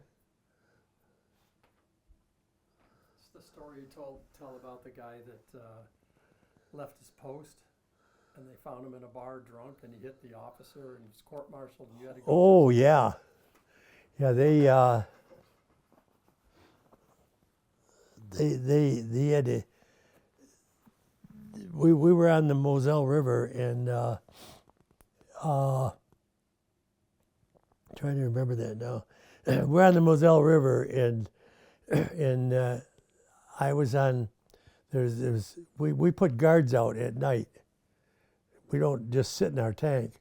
We stick perimeter guards out, and there may be 30, 40, 50 feet between us or something like that. But in front of us, they'll stick some guards out there so none of the Germans can sneak up on us during the night. We don't want any guests. And we do that every night, all night. You're out there a 2-year shift, a 2-hour shift. So I was on the guard duty this one night, and we're on the Moselle River in Luxembourg, and I got my guard post is here, and then this other guy's guard post is over here, Gilbert Mel, and the guard post was over here, and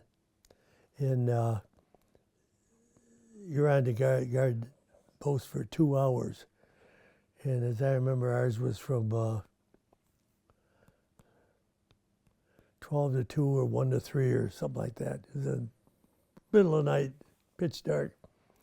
And every now and then we'd sit out there and you just want to be sure everything's okay because you're probably about 40, 50 feet apart. So I just sit there. How's it going, Gil? Okay. Everything okay, Gil? It's okay. You know, you do that a few times during the 2 hours. How's everything, Gil? Nothing. Hey, Mel, how's it going? Nothing.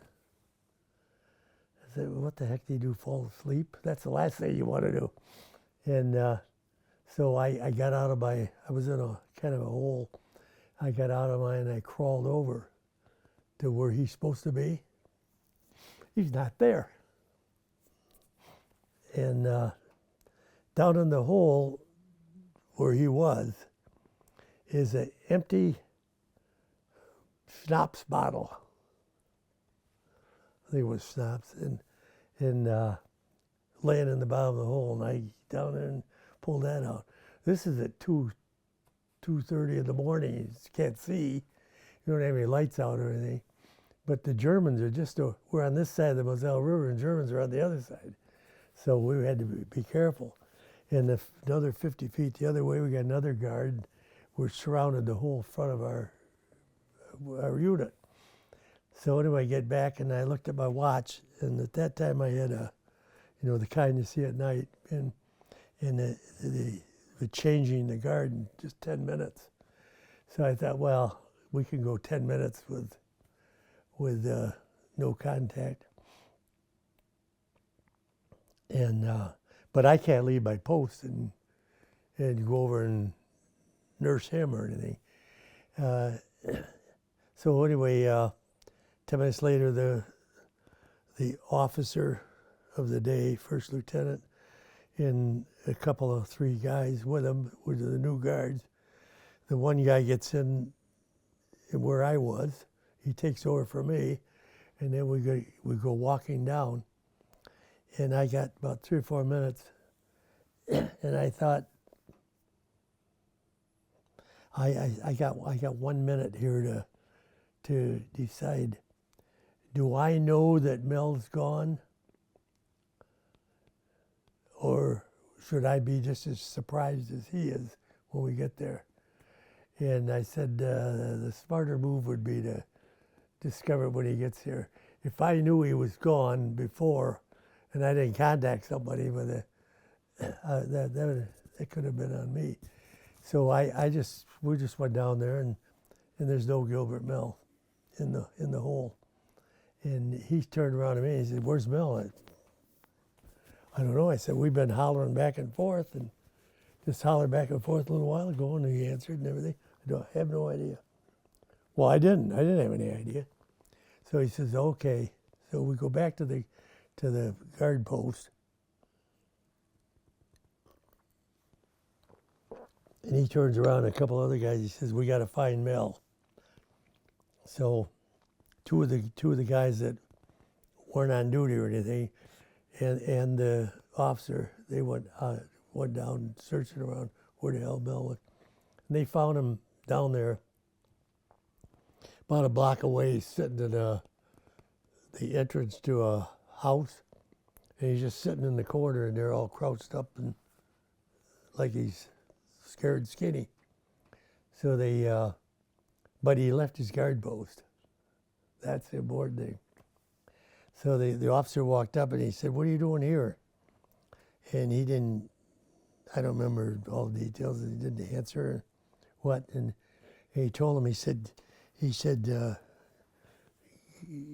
"Mel," he said, you're supposed to be in your guard post up there, and you're not in your guard post down here." He said, "You're under arrest for leaving your guard post."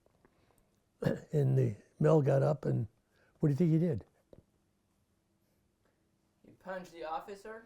Hey, got a great big round haymaker and hit the officer right in the side of the jaw and knocked him right down on the ground. Now he's in trouble. So the officer said, "Put him under arrest and take him away." So they put him under arrest and took him away. And I think about 4, 5, 6 hours later that day, the MPs come around. They have MPs in the war, and the MPs came around and they turned him over to MPs. They put him under arrest for assault of an officer. And he took him into the city of Luxembourg, into the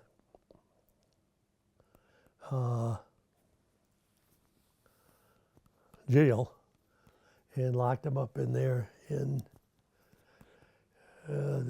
we went back to the war, and we fight the war. And a couple weeks later, the Captain Paddock came over and tapped on the tank I was in, and tapped on it. And he said, "Carter?" And I said, "Yeah." And he said, "Meet me tomorrow morning at my command car at 8 o'clock. I said some dumb remark like, "Okay, meet you at your command car tomorrow morning at 8 o'clock. And I said, "Could I ask for what for?" And he said, "Meet me tomorrow morning at 8 o'clock at my command." I remember that. And so we got there, and I got his command car, and there's me, the lieutenant, just the guys that were on guard duty that night. And we got in the command car, and we were down the road, and he said, I think I said it.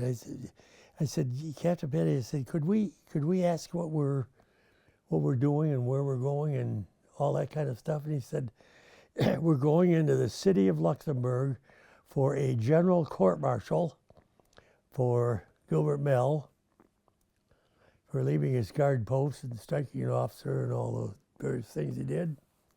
And that's where we're going."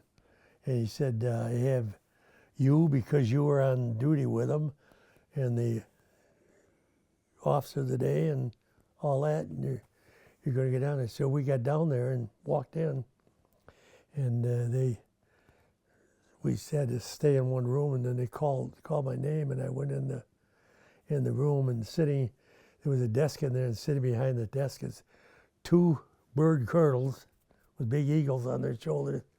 In the center was a 2-star general. In the center, it's a general court-martial. So we got in, and we went in another room first, and there was a lieutenant or something in there. And he said, "I want to teach you how to behave. You ever been to a court-martial before?" And we said, "No, teach you how to behave." And So he told us it's different in court. And he said, you walk in, make a beautiful right face, salute the court, and then you stand there. And if he tells you to step back or step forward or whatever you're told to do, you do it. From then on, you'll be asked questions, all kind of questions, and you'll answer them. Questions will be asked usually by one of the lawyers, defense or the other lawyer, and they'll be probably first lieutenants or something like that. So we get in, we're going to do that. He said, the one thing you don't do, and he said, listen to me now carefully. He said, when you go in and you walk up and you salute the court, and the general will return your salute, you will answer those questions which you're asked honestly, and you will add nothing other than that. You don't bring up anything.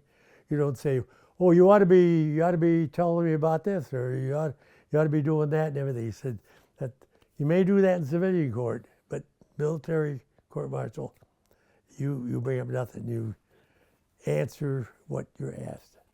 So I did. I went in and saluted and said I was on duty with Gilbert Mill, and he left his guard post. And he said, "Did you?"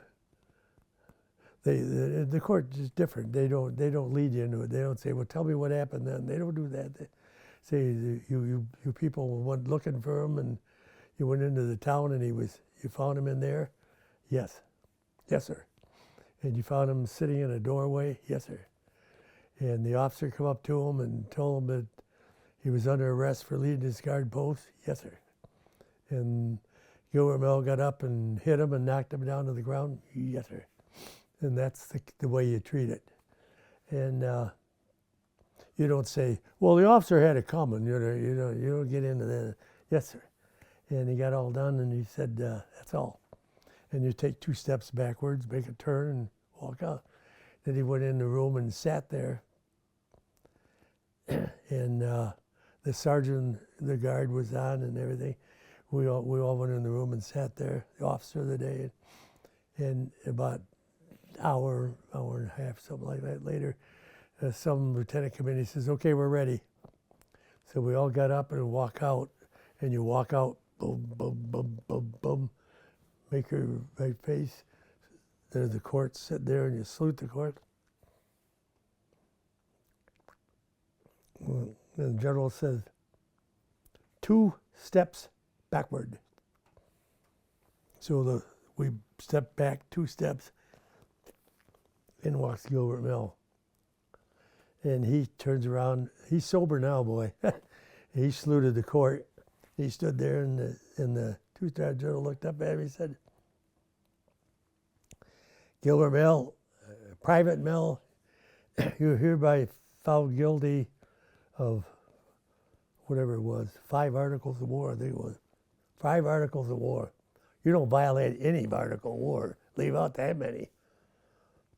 He said, "Leaving your guard post, assaulting an officer," or whatever they were. And read them all off.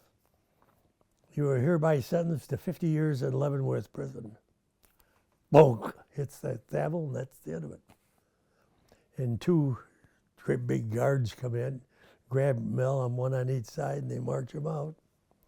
And he goes back to Leavenworth prison in the United States for 50 years. That's a long time.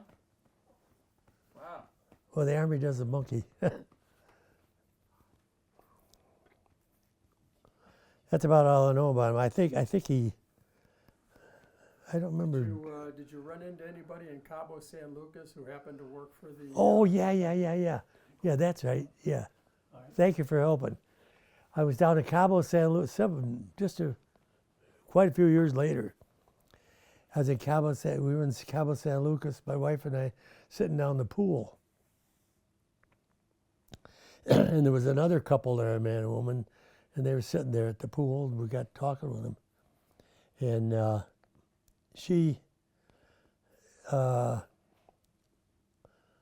worked for the federal prison system in Washington, D.C. They were from Washington, D.C. And I told her this whole story. And I said, when you go back, and I said, yeah, could you get the computer or whatever you get out and look up Gilbert Mill?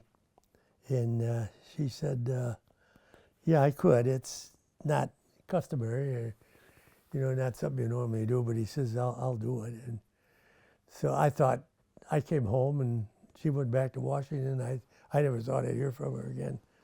And we're sitting right here, and the phone rang a couple of weeks later. My wife answered the phone, and she looked at me and she said, "You remember the lady you met at the pool that knew the guy went to jail and all that stuff?" And I said, "Yeah, I remember her." He said, "Here she is." So I got on the phone with her, and she said that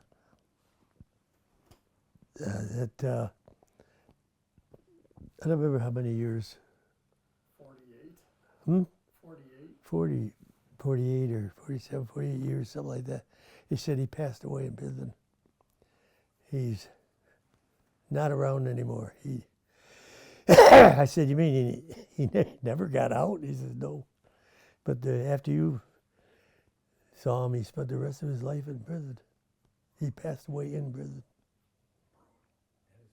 Wow, Interesting. that's quite a story. Yeah. During your time in Europe, did you make contact with any civilians in France or Belgium or Luxembourg? Any civilians? Not really. We weren't supposed to. There was a non-fraternization rule. You know, you didn't, no. I didn't get to meet any French people. Well, I will say this, when we, remember we were going to go over and march down the Champs-Élysées and all that, and we were too filthy and dirty. They took us out to Bondy on the Seine outside of Paris. We mingled out there with the civilians all that afternoon and evening, talking with the people best you could. I don't talk French, they don't talk English, but yeah.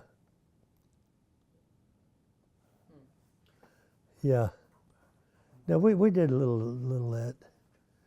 But there was during the war, there's a non-fraternization rule, and you're really not supposed to.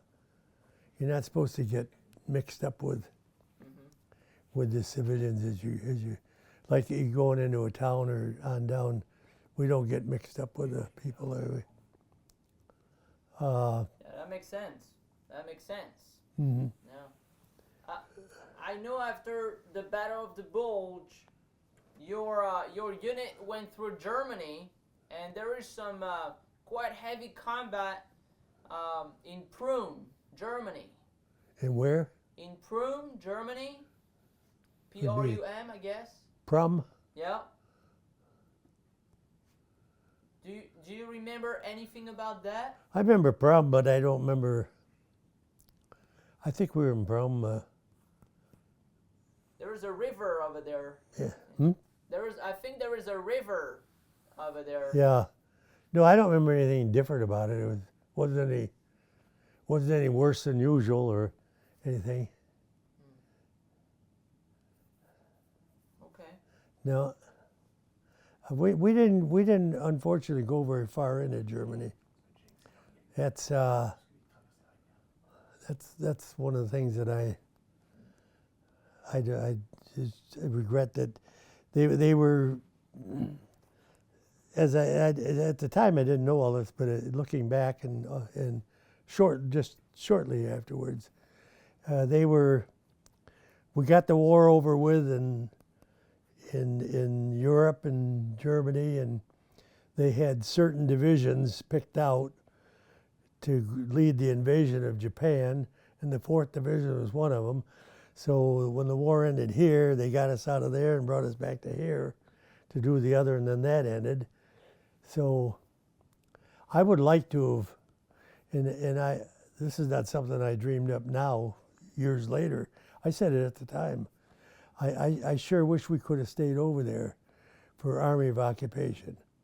I would like to have stayed there, not because I didn't want to come home, but I would like to have stayed there for 4, 5, 6 months in Army of Occupation in Germany. I could have got into Berlin. I could have got into Warsaw, or maybe seen parts of it over there. But I've been back since, so it doesn't matter. But I didn't. After the war was over, I didn't get to go any place. Nothing. I have a question that just came through my mind. I know for some tanks, U.S. troops would like give a name for the tank or paint something on the side. Did you give a name to your tank? No. No? I know what you mean. Yeah, they named their vehicles. Yep. No, ours was a tank. Okay. I was just wondering, sometimes we can have some funny nicknames. Sometimes when it didn't work good, we called it bad names, but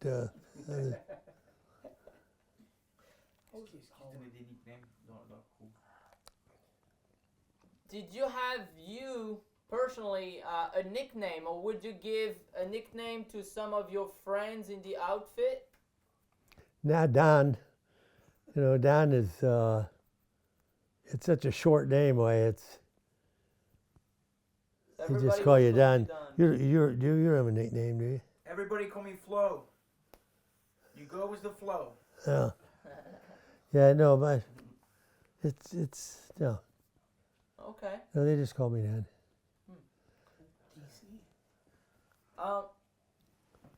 I do not have any other questions, but maybe Mark, do you have any questions? Paul? I was wondering, going back to, You can come here. oh, it's just a short question, but Where's this going to be used? National television. Hmm? We're gonna make $millions of dollars with this interview. Well, no, but where is it? it's online, and they'll share it, and then I'll share it with Don Jr. And people follow it on the internet. Okay. And they can learn this history, because I talk to a lot of groups and whatnot, and the thing that is so important, and we take high school and somewhat later year kids, we take them on our trip to DC, we took them to Normandy, and what really hit them is the fact that they're 18 to 25 years old. That's how old you guys were when all this happened. It wasn't a black and white world, it was a color world. And what we really stress is the fact that they have the short window remaining to learn history from those of you that lived it in color, not from a black and white book. And for you to share it, we've been filming this.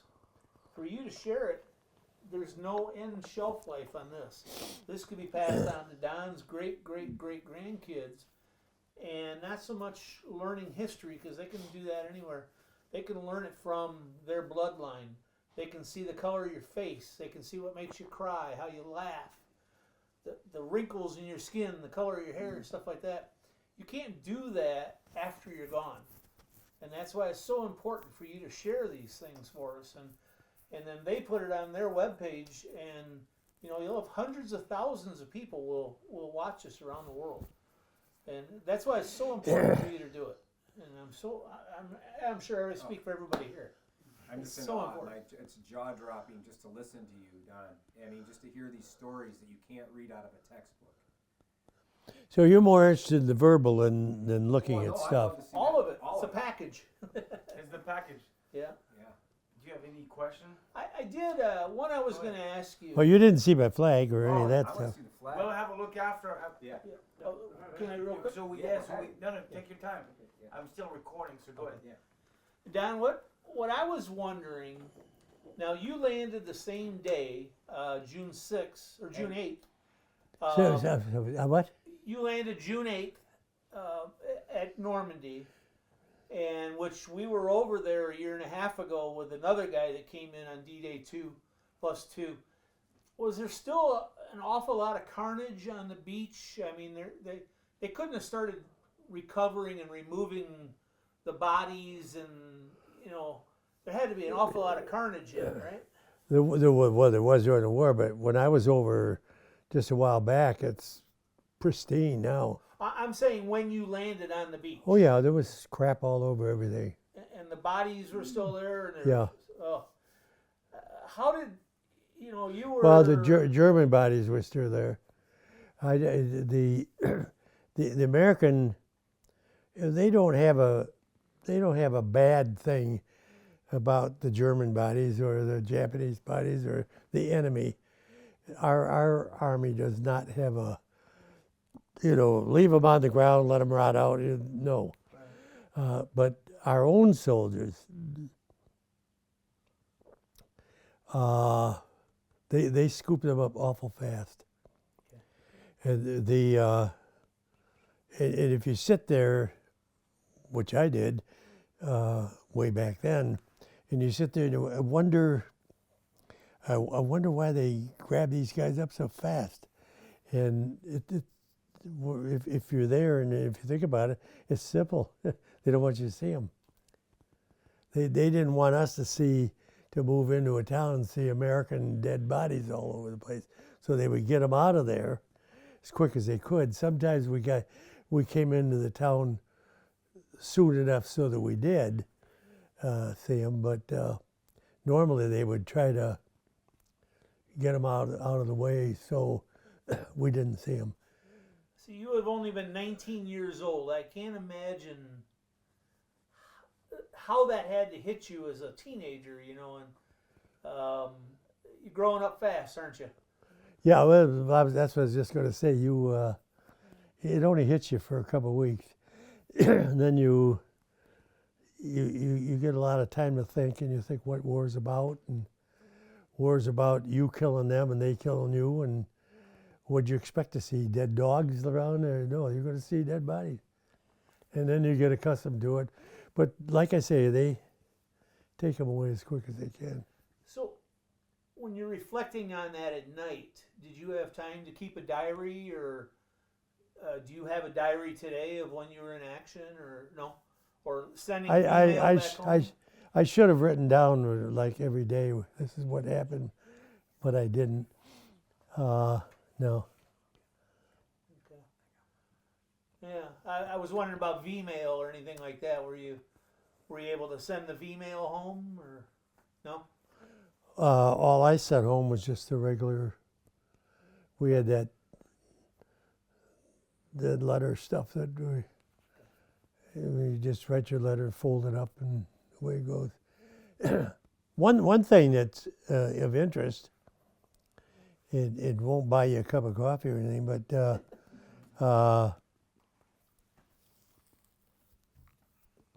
we had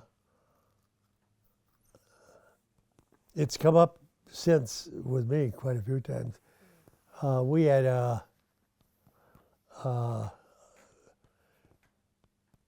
every division has a 2-star general commands it.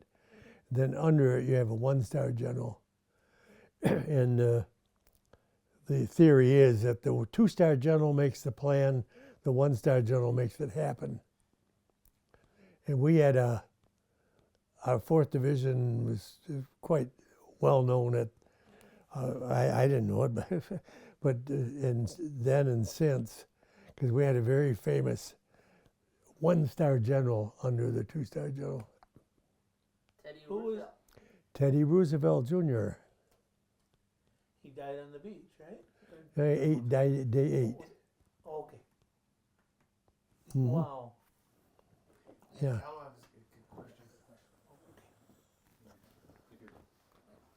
Carl's going to ask you a question. I just have one question.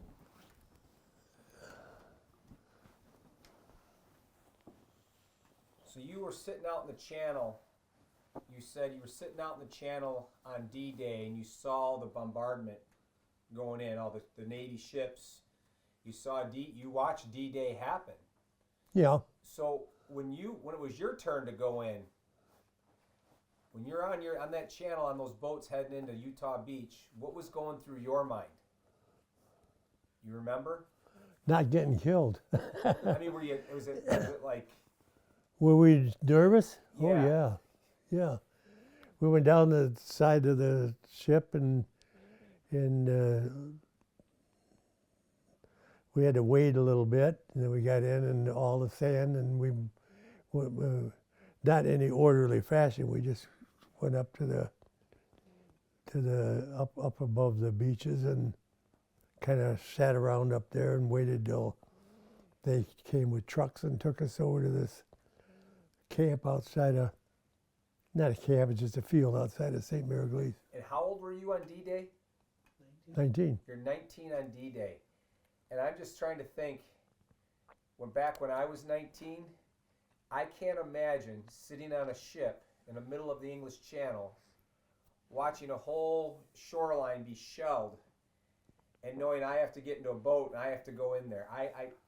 Don, I just can't even imagine what No. you guys did. And No, we can't either. oh, so for what you did for us, thank you. Hey, how about this, guys? Thank you. Absolutely. Thank you. 19 years old.